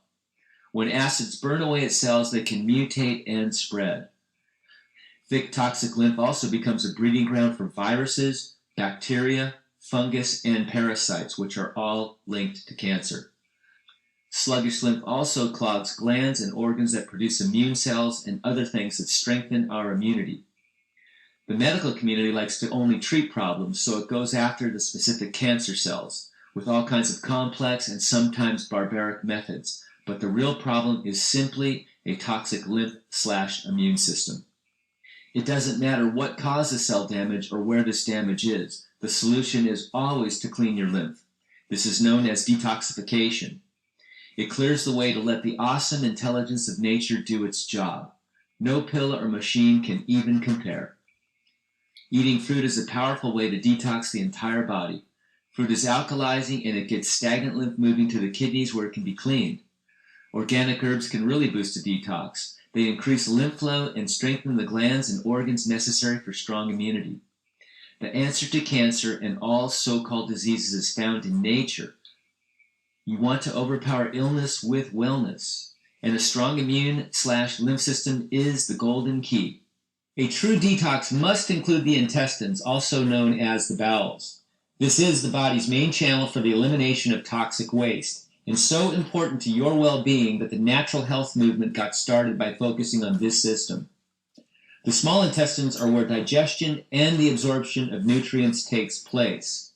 The large intestine, or colon, processes and eliminates digestive and some cellular waste. Most people's bowels are in terrible shape. Processed foods, high-protein diets, and other acidic foods take their toll. They cause acidosis, which destroys the bowel walls. The medical community calls this irritable bowel syndrome, Crohn's, enteritis, colitis, cancer, etc. Refined starches, sugar, and dairy products coat the bowel walls with a toxic layer called mucoid plaque. This blocks the absorption of nutrients and can literally starve the body if it gets bad enough. This sludge is also a breeding ground for parasites that gobble up nutrition that was meant for you. Mucoid plaque is acidic and can eat away intestinal tissue. If you don't move your bowels at least twice a day, you are constipated. Some people only move them once every week or two. Fecal matter sitting in the colon putrefies and toxins get reabsorbed into the blood, causing headaches, bad breath, brain fog, bloating, abdominal pain, heart arrhythmias, and more. Sulfur used in pharmaceutical antibiotics accumulates in the bowels. It suppresses the lymph system and weakens intestinal tissues. Sulfur is a fungal proliferator that explodes yeast like Candida and other microparasites. Many people with chronic fatigue, cancer, diabetes, and so-called autoimmune diseases like rheumatoid arthritis, lupus, and fibromyalgia have sulfur accumulations in the bowels. It shows up in the iris of the eye around the pupil as an orange hue. Switching to a diet of mostly raw fruits and vegetables is one of the best things you can do for your gut health. They cleanse naturally and keep things moving. When detoxing, always make sure your kidneys are filtering out lymphatic waste. Lymph is the body's sewer system, and all cells in the body dump their waste into it for cleaning. Cells in the GI tract are no different. If the lymph is not clean, it becomes acidic and destroys tissues in the esophagus, stomach, intestines, and all over the body for that matter. Please see my YouTube video on kidney filtration. There's a link below. The adrenals control the kidneys, so you won't have clean lymph unless they are strong. Weak adrenals can also cause nerve weakness, leading to constipation. Work on the adrenals at the same time you work on the kidneys and the GI tract. This information is also in the video I mentioned.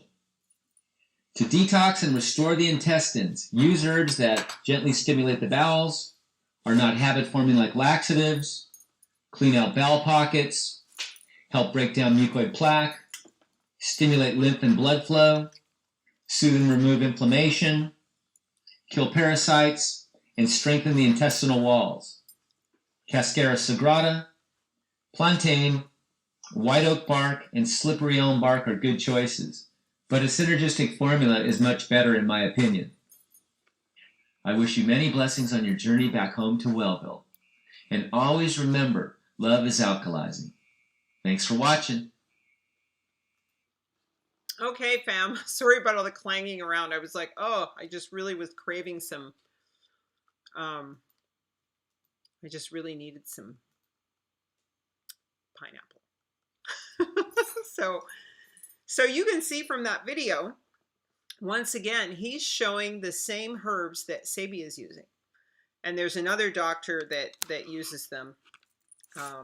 I've never used his before, but it's the same ones, the Cascara sagrada, slippery elm. Again, it's all these alkalinizing herbs that cleanse the body. So I just want you to have that comprehensive understanding and hope, and to have some peace. So now we're going to go into the dark realm. We're going to look at We're going to look at what they're saying is the cause of the epidemic or whatever that's going on. Now, before we go into this, you guys, I want to tell you, I literally have been having serious autoimmune stuff since I moved into the building that I'm in. I literally have a camera outside my balcony window. And there are all these generators and everything around me, and 5G and everything. So I am the little canary in the coal mine. You can consider me that. So I've been experimenting.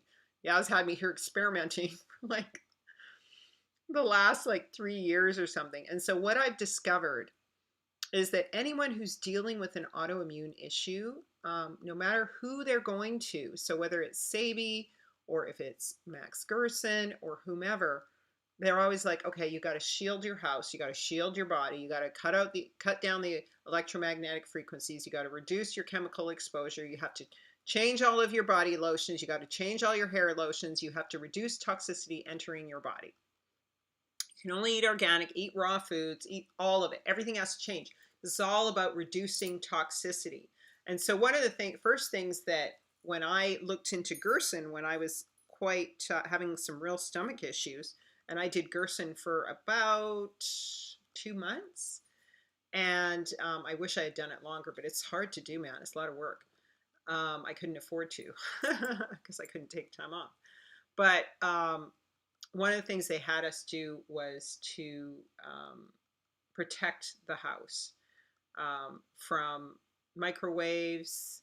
Can't use microwave, have it anywhere around you, from EMF frequencies, all of those kinds of things, because these doctors all know that these things weaken the immune system. So one of the things that they're talking about with the whole 5G thing is, let me just see here.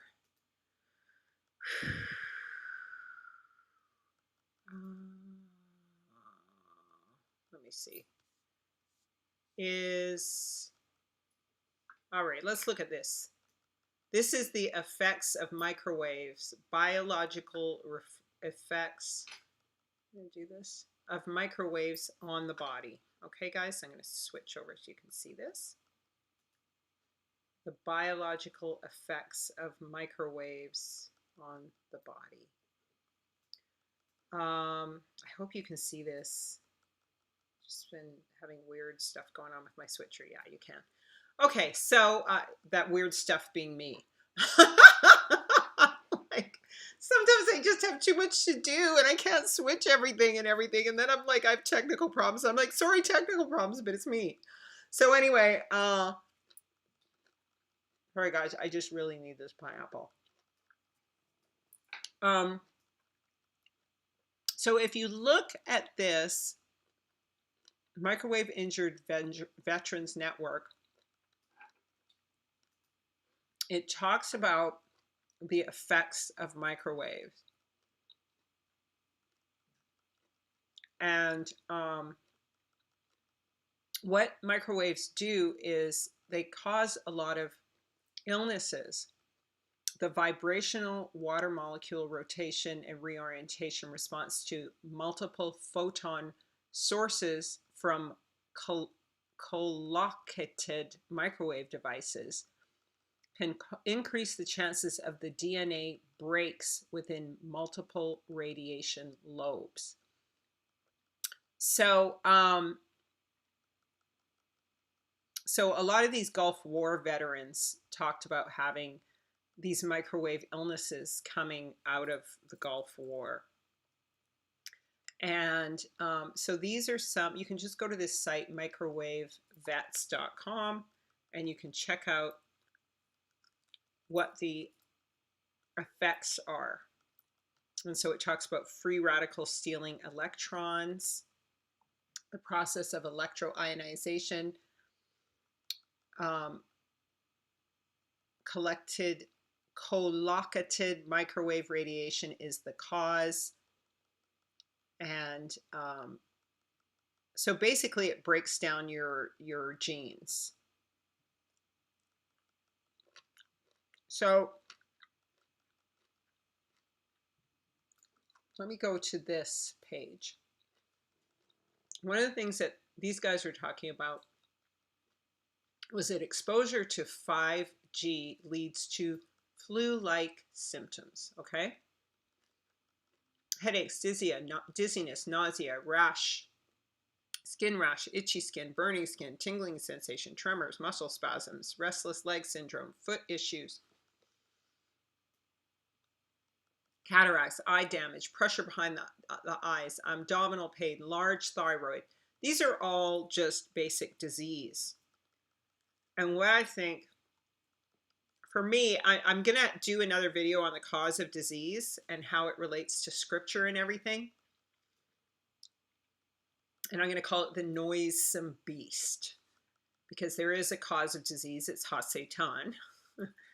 And what 5G seems to do is give these noisome beasts, these bad pathogens and stuff in our body, more dominion over us and causes them to grow, okay? And that causes more acidity and more mucus and all of these kinds of things. This is just a symptomatic response that they're listing.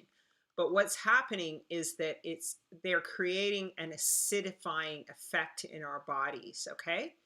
And one of the things they're saying was that Wuhan was the province where 5G was rolled out. Now, I can tell you here in Vancouver, people, children, all kinds of people have autoimmune illnesses and are always fighting them with all kinds of supplements and everything. But Vancouverites are very passive people. They really go along with stuff. And but anyway, within this, what was found was that in Wuhan on October 31st, the 5G was released. Now, what they're saying was that if you look on other sites like True News and stuff, they have numerous articles linking some conferences that business people had there in China about about population control and stuff like that in October. And it is said that November and December, the C virus was already out in November and December, okay? And I can tell you that there's a lot of people in Vancouver. I work in the film industry, and there's a lot of people who had a crazy, awful cold that is similar to what some people are coming down with in like November, December. And because we have one of the largest Asian populations in North America here in Vancouver, like we are the gateway to Hong Kong here. So, and we have 5G. So, it says Huawei basically decided to set up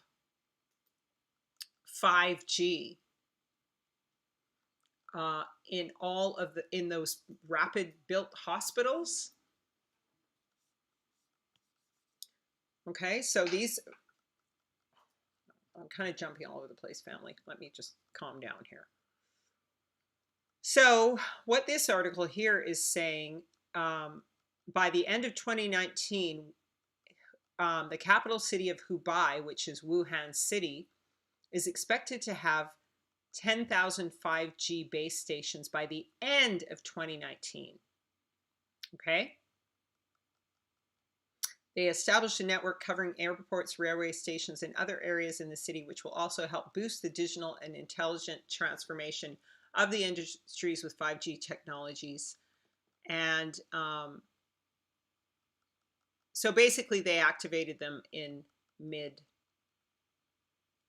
to late October and fully activated them by the end of 2019. And here are all of the symptoms which are associated with autoimmune illnesses are exacerbated by 5G. And this was a warning. I kind of went in reverse for this, guys, so sorry if this is kind of all over the place. Please bear with me. I'm trying to work on this. So researcher warns that 5G might actually cause cancer after all. Meanwhile, we are seeing increases in certain types of head and neck tumors. and let's watch and see how good my signal is, because I got 5G, honey. And so if this video is clear, 5G works. If it isn't, it doesn't. Okay? So let's just keep that in the forefront of your minds.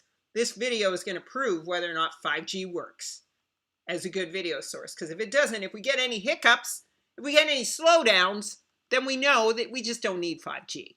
Okay? So, I know I'm sounding like Mama Rosa when she got mad. They took her videos down. I was crying for that poor woman. She was like, "Gay!" She was so mad. Anyway, as 5G cellular network tech looms, conventional wisdom dictates that cell phone radiation is more or less safe for humans. You don't need to be sure in this world. Maybe, maybe not. We don't know. But writing for the widely respected magazine Scientific American, University of California, Berkeley public health researcher Joel Moskowitz argues that we don't understand the risks and that more study is necessary before we roll out a 5G infrastructure. Moskowitz's main concern, there just isn't any research on the health effects of 5G. He also pointed out the swath of studies, big, lots of words, that suggests that the existing standards, 2G and 3G, are more dangerous than generally believed. So he's like, not only is that dangerous, but the other ones were. Meanwhile, we're seeing increases in certain types of head and neck tumors in tumor registries, which may be at least partially attributable to the proliferation of cell phone radiation. And we know that the Russians would not allow cell phones or microwaves originally, okay? Just FYI, in their country.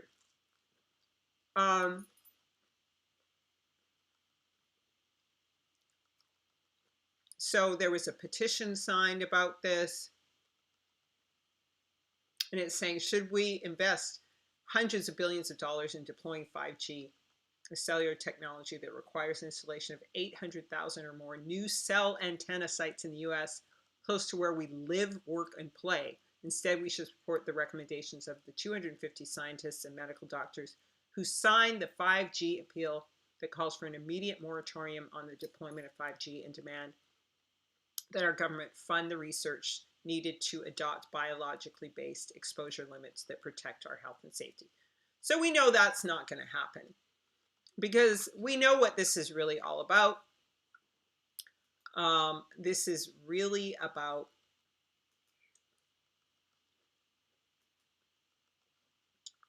I went over to, Mike Adams, how he has his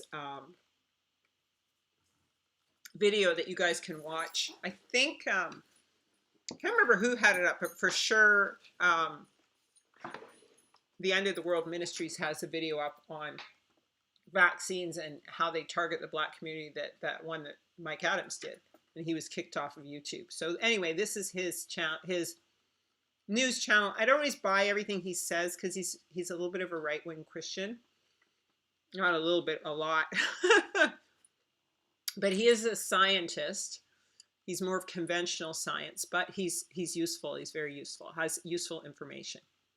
He does the best he can. So what's happening is that we're getting all these conflicting messages. And the Trump administration officials are saying, don't get prepared, don't buy masks, food, cleaning supplies, or anything. Just wait for the vaccine and do what you're told. So it's like, that is the upshot of it all, of what they're saying. Okay? Now, I say all of this, we've now reached the stage of this pandemic to the extent that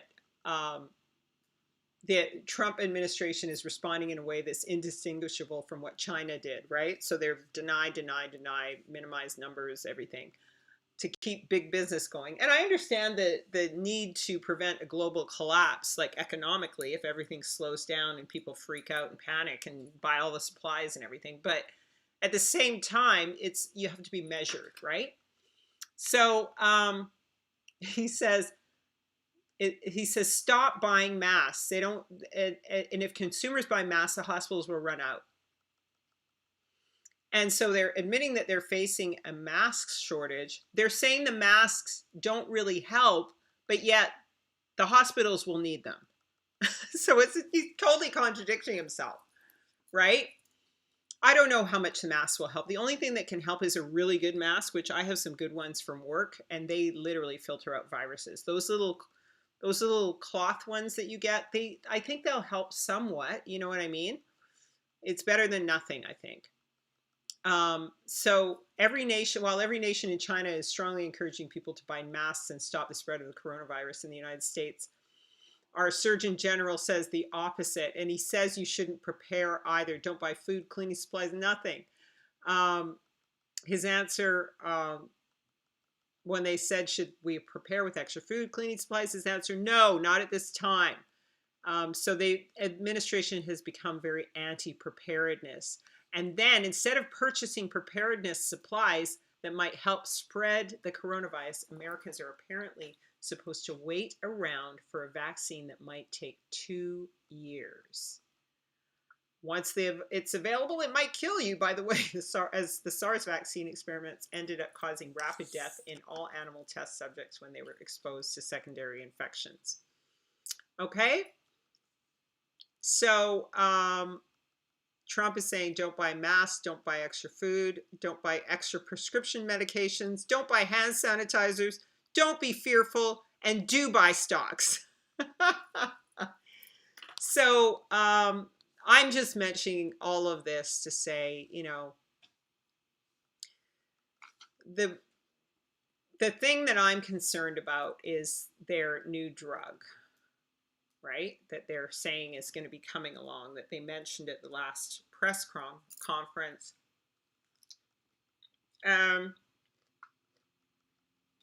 Here it is. It was developed by Gilead Sciences. Now there's a bomb in Gilead, or there's no bomb in Gilead, right? We're going back to the Bible here. As a treatment for the Ebola virus. See, there's a connection again to the weird viruses that are. AIDS is supposed to be like a slowed down version of Ebola, right? Ebola is the rapid version. So, and it's called Remdesivir.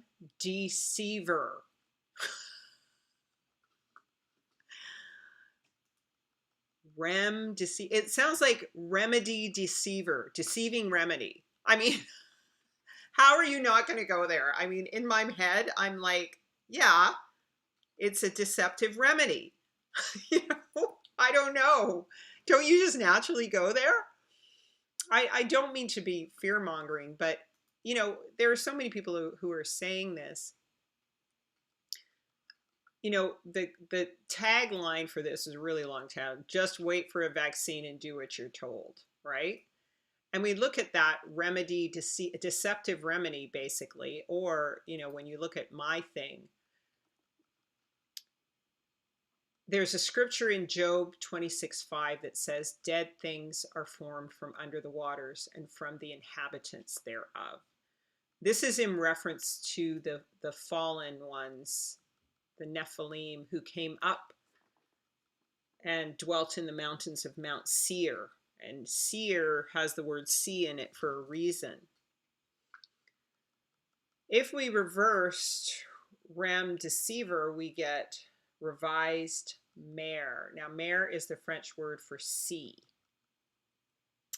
And we know that dead things are formed from under the sea. And in the flat earth model, the sea is basically, as I'm talking to you about the body, the sea is basically the amniotic fluid that surrounds the earth. When we look at scripture, it says that Yah sits above the circle of the earth, and he has stretched out the heavens as a tent for us to dwell in, as a dome, as a bayit, as a house for us to dwell in. That there is a sea of glass that sits before him. So he's looking through this sea of glass into the earth. And in a lot of the ancient representations, in the biblical representations of the earth as a plane, it's like a dome, or the belly of a pregnant woman is the Shamayim over the earth, okay? And there's a lot of ancient paintings and stuff. If you watch some of my other videos, I really show it. Basically, the sea is the amniotic fluid of the earth. And Hasetan's realm is the sea, it's the underworld. That's why um, the laws that rule us are laws of the sea. They're not laws of the land. When you listen, when I was a Christian, they would always say, "Oh, obey the laws of the land, obey the laws of the land, don't break the law." And I was like, "Well, we can't break the law as long as it doesn't disagree. We can only break it if it disagrees with Yah's law." That's what I always thought about. But Yah's laws are the laws of the land. They're the laws he established in the matrix, in the land, in the earth, who is the woman that heaven marries. Okay? And so when we're looking at this thing, whenever you go to a court, you're always dealing, you go onto a vessel and you're always dealing with the laws of the sea. Okay? And so all I can say to this is we got to prep, but I would be very concerned about this because they say this is coming in out in about 1.5 to 2 years. There's I think it's going to come out sooner because they're already dealing with people. And look, who people who are patenting this kind of thing, right? And the coronavirus, the patent has returned to the CDC. It returned in January. So that means that, I don't know, fishy stuff is going on. And fishy is the appropriate word because it's of Dagon. So I just stick with the ancient paths, follow Yah, try to avoid these, I'm not pro-vax, because I don't know what they're putting in there. I do know that it seems to me that there is some kind of an agenda to just alter the earth, alter the amniotic fluid of the body, right? So that Hasatan will have more dominion. And, through CHEMTRAILS, through 5G, through vaccines, all of these things, this is how they're trying to force the iron to mix with the clay. But the scripture says the iron won't mix with the clay, And this is why we're called to come out of Babylon, my people. Come out of Babylon. So, I just agree that, I think that we do have to prep. Consider this a test. I have faith. Yah is good. I also have another video I want to show you guys. This is my last video, and it's on shielding, how you can shield yourself from electromagnetic frequencies and stuff to prevent disease. So I know I was kind of meandering a bit in that part, but here we are. I'm just going to show you this next video, and it's going to talk about how to, where did I put it? There it is. Why is it coming up? There we go. It's just going to give you a bit of information about resonance, what I call resonance therapies, and these kinds of things help to shield you. Okay? So this will just be a few minutes and then we will be out. Hi guys, welcome to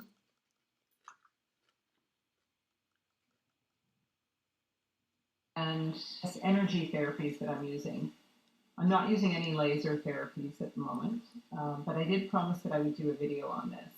So full disclaimer, I'm just an ordinary person sharing knowledge that I'm learning with you. I'm not a health professional, so none of this is offered as advice to you. This is what I'm doing. So it's up to you to look into the matter yourself, do the research, and learn to heal yourself.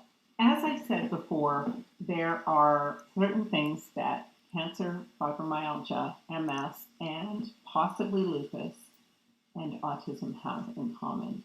And they are parasites and worms and biofilms. And the way that they can respond to resonance therapies, whether it's light, sound, laser, frequencies, magnetic frequencies, whatever the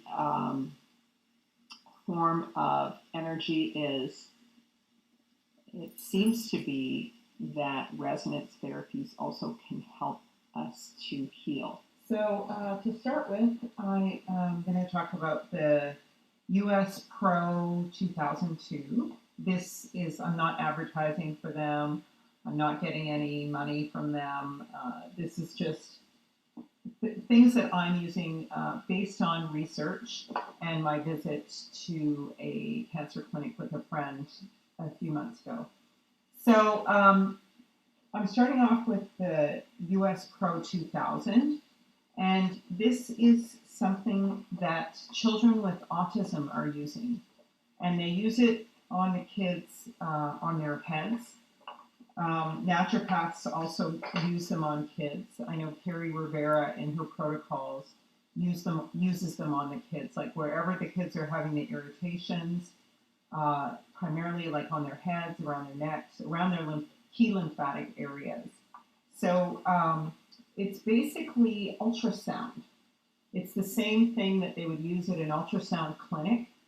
And they also use it at the Immunity Therapy Center in Mexico. They use it on cancerous cysts. So they use the US Pro 2000 at the Immunity Therapy Center on people with cancer. And what they do is they have them internally take a special supplement that breaks down the tumors. And then the resonance from the ultrasound also helps to break down the tumors. But they also give them a lot of mop-up stuff. They give them some vitamin C, I think baking soda, IVs of both of those, and other things. I think also H2O2.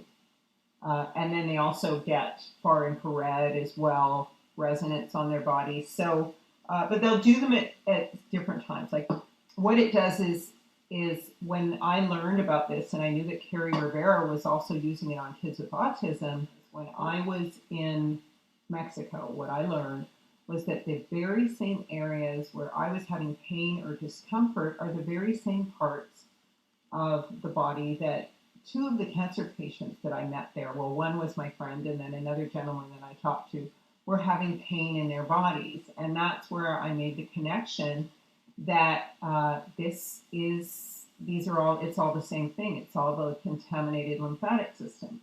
So the other thing I discovered as well was I had suspected that fibromyalgia, MS, all of these things are basically the same thing. Fibromyalgia, MS, cancer, and autism are all dealing with a contaminated lymphatic system due to an overload of parasites, pathogens, viruses, heavy metals.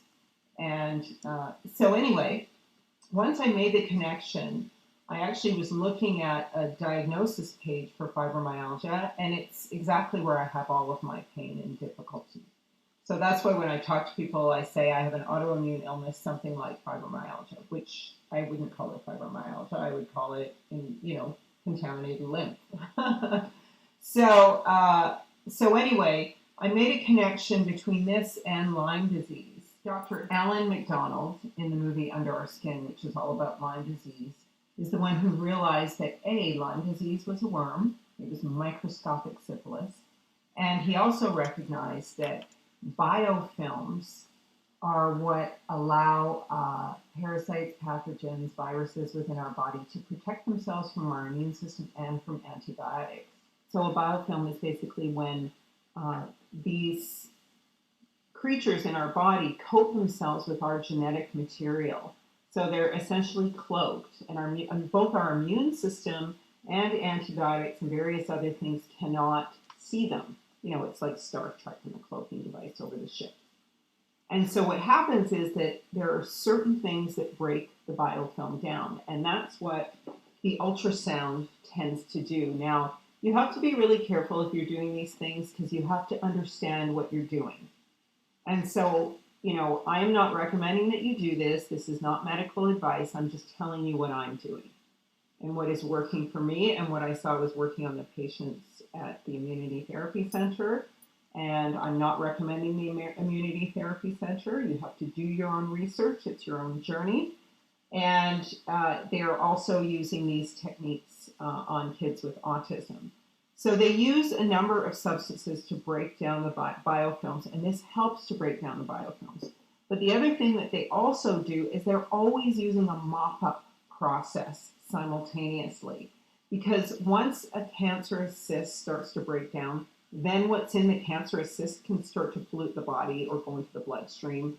And then in the case of dealing with parasites, pathogens, whatever, viruses, tiny microscopic worms, you're dealing with them perhaps breaking off and going somewhere else. And you have to mop up the discharge and the crap that you're breaking down and your body is destroying.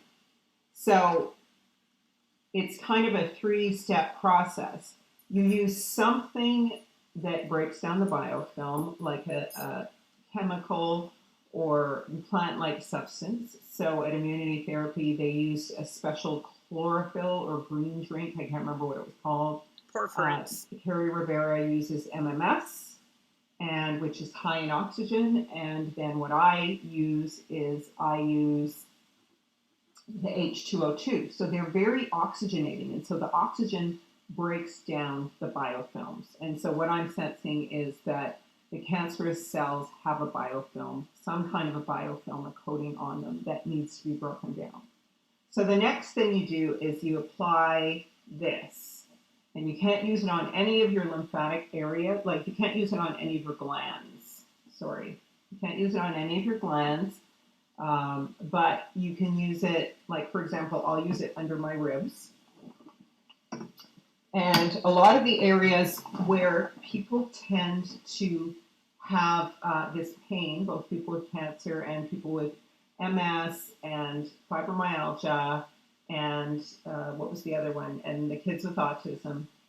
Everyone tends to have pain in the same area. So today I'm wearing this outfit because I'm going to start wearing a bodysuit to demonstrate anything body-oriented for you guys, because I just want to display a little bit more modesty. I don't want anybody thinking that I'm showing off my bod too much. I'm like, so, and I'm very skinny right now, still left over from my fast and eating Sadie style. But anyway, I'll show you some of the areas that I will work on. Now, you can use coconut oil. What I use as well is another substance that I found and learned, which is used both in concert with MMS and H2O2, is DMSO. DMSO is derived from trees. So it's derived from tree sap, ultimately.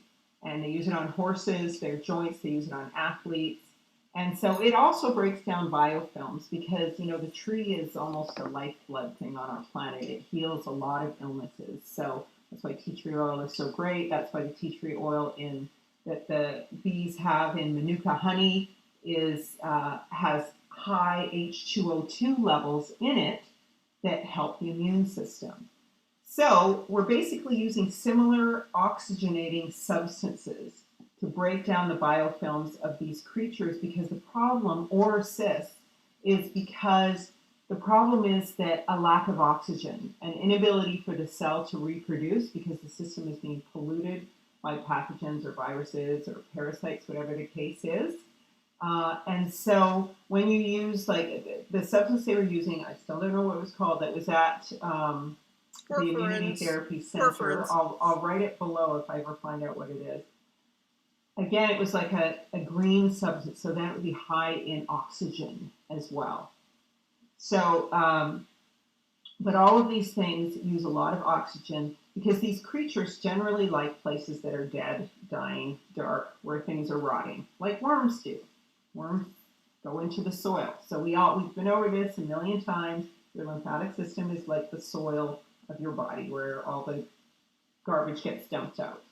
I'm going to demonstrate to you the areas where I use it. One can use coconut oil. That's what they did at the therapy center. One can use this comes with a plug and a cord that has a middle connector. And it comes with some gel, the ultrasound gel. I haven't really used it because I use coconut oil mixed with Phoenix Tears and some DMSO, and I find that's extremely effective. One of the things that I was encouraging my friend to do with a friend of mine with cancer was to use the Phoenix Tears, the same kind of combination, and she found it very effective. And her husband really wanted her to do it as well. So by the time I got to her, he had broken her down enough to do it, and it helped her tremendously. I also had a friend who has a medical marijuana dispensary, and she had encouraged my friend as well. And so eventually she started using it. It was one of the few things that would stop her pain, so her physical pain. So it helps to reduce the pain if you are using heavy carriers. Like DMSO goes right into the muscles, into the body, and it also will carry in the medical marijuana, which tumors and parasites, stuff like that, tend to really dislike medical marijuana. I would use H2O2 internally, and then I would also use externally as a carrier and to give slip to this ultrasound. I would use that combination. So you can see the Ultrasound 2000 has several settings on it, and you just switch it on, and then you have a switch for both the amount of time you want it to heat up and the strength. There's a low, medium, and high setting. You just switch this on, and then here you go to, so if I want this on high, I switch it to high, and then this is the heat. And it can warm up for 5 minutes, 10 minutes, or it can be warm for 15 minutes. And so I'm leaving it on the 15-minute setting, and then I would set it down and set it aside if I wanted to. But usually I just start using it. I'll put my hand on it to kind of warm it up, but you can feel the resonance of the ultrasound immediately. Places that I use it, I will use it on my jaw, sometimes around my jaw. I'll use it on the areas of my head, like around my occipital bone, which tends to be where a lot of people who have fibromyalgia tend to have problems. And I'll use it on the top of my head, around the side. And again, you need to avoid your eyes and your tear ducts, but I'll just use it right across the top of my head. And I'll try to use it right on my hair, like right down to my scalp. You could even part your hair, put the solution on, and use it, and just slide it across ever so. So I'm just going to fast forward to the. You can watch this video. It's already on my site, Resonance Therapy. So it's already on my YouTube page. But what I want to get into here is the Taj mat. Okay, so the Taj mat is here. So I'm going to talk a little bit about that. Here. So I'm talking about all these. So next we have my infrared Taj Pro mat that came from Helping Line. And they also sent me a special gift, which I still have to get resized, but it's a magnetic bracelet. So it's really nice. They gave it to me as a gift. I love the color. It's really pretty. So I can wear this all the time to stabilize my magnetic field. And it came in this lovely box. Lovely color, lovely box. So this is what the mat looks like. These are all broken up crystals. Like these are broken up stones. Amethyst. These are individual stones. And then these are the far infrared lights. So it's called the Taj mat, a PEMF mat. I'll show you a close-up of this, but it's a combination of far infrared lights. You see the red. And then woven through, you see through this mesh, these are all tiny, tiny stones. Those are photon lights. You the negative ions. There are also individual stones here. There are jade, amethyst, tourmaline, and obsidian gemstones. that release far infrared rays and negative ions. Use natural gemstones that convert heat energy into healing far infrared. The higher you set the temperature, the more far infrared you will receive from the stones. However, even at warm temperatures, you will still get the benefits of far infrared. The negative ions are naturally emitted from the gemstones once you have your mat on, even at 30 degrees, 85 Fahrenheit. Negative ion output is generally increased, and the output of negative ions varies from 300 to 3,000 per cubic centimeter. The photon lights, these are photon lights, the red ones. Photon light is a part of the light spectrum at a wavelength of 660 nanometers. It is known to provide positive skin healing effects that may come with photon lights indicated by the circular LEDs, the photon lights, to make contact with your bare skin, and in order to receive their full effects. Photon lights can be used for any period of time without any worry of side effects occurring, and the body's natural biorhythm. So the PEMF is the electromagnetic frequency, and that's the one that's identical to the Earth. And so on specifications that have been proven to be most effective, they are at a PMF of 7.83 hertz. That's 3,000 milligauss intensity, a pulse sinusoidal wave. The combination brings maximum effectiveness with simplicity and reduces complications. And of course, it's also in line with the Earth's magnetic field. And then woven throughout this is heat. And so it comes with this carrying case. So it's portable, you can take it anywhere. So that I can take it places like I can take it on.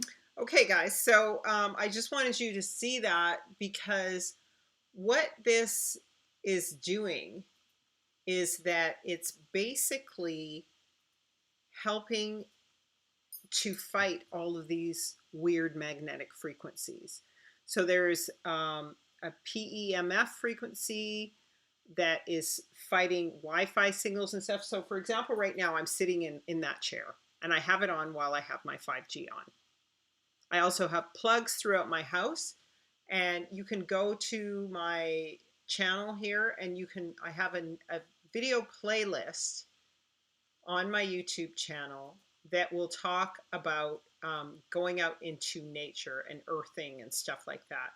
And this is why it's so important to get out and to go into nature, because of Yah's creation provides all of this natural shielding that protects us from these crazy frequencies. That's why they want to populate, these frequencies throughout our neighborhoods and stuff, like trees, so that this is Hassetan's frequency going out. And he's trying to make the iron mix with clay. It's not going to happen, right? So, but if you go to my channel, there's another video that you can watch. And let me see. I just have to find it for you. And it's all, I did this whole playlist that you guys can watch. And it's on, I go into environmental health. Okay. So that here I'll go into some of the environmental ways that you can fight for your health. This one's the benefit of fasting. I go over my whole book, Chaya, Eat, Life, and Fast, which you can get at livelightwell.com. But, and I really encourage you guys to make a donation to get that. Here we go. Here's this playlist. And what we can see here is that this is another, these are all these homemade cleaners and stuff that you can get, why you have to use natural shampoos. I have a playlist going into all of these things, okay? And this talks about the effects of EMFs on magnetic fields on our bodies, and how to prevent that. The benefits of eating off of silver and with your silver utensils, getting out in nature, all of these things I kind of review here in this video. I go into cleaners, you see with this playlist, natural vegetable washes. You're just trying to reduce the chemical load.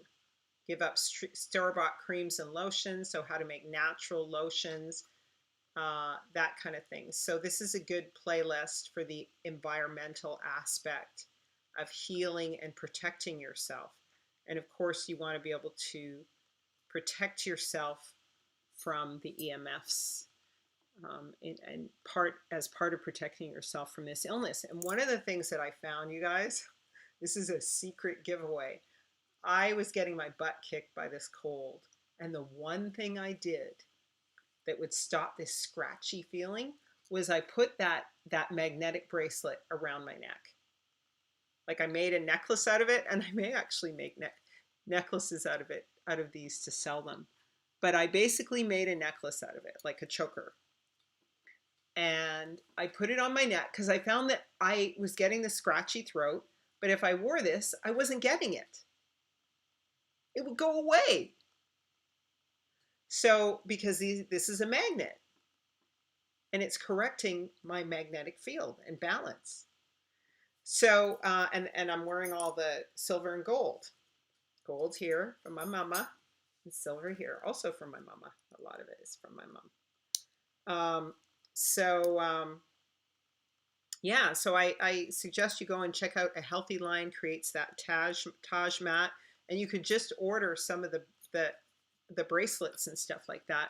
You can also wear copper bracelets. All of these things are correcting your field so that it gets back to that 7.3 hertz, which is the same field that the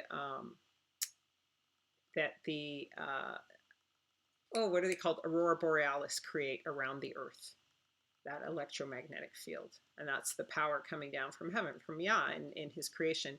And if you watch my Fearfully and Wonderfully Made video, I go into that and how it works, so that you can understand that we were designed for this Earth. This Earth was designed for us. This Earth is designed somewhat like our bodies.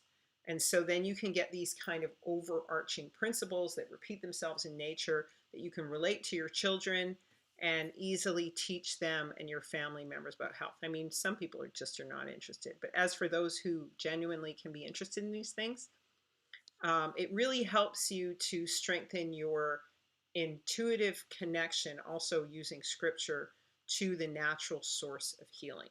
Okay? So may Yah bless you and keep you and cause his face to shine upon you. May he be gracious, lift the light of his countenance, and give you peace, family. And again, go ahead and check out my Live Light Well webpage. And I encourage you to also get my book on fasting, because fasting is one of the major healers for the body as well. Okay? And so I go into a lot of detail in my book about that. I'm probably going to post some review of a more detailed review of my book in the next week or so, so that you can understand more about the information that's provided in the book around fasting and natural healing. So thank you again so much for watching, and don't forget to eat well and eat life, and go ahead and check out that video. Shalom, Lila Tov, Lila Tov.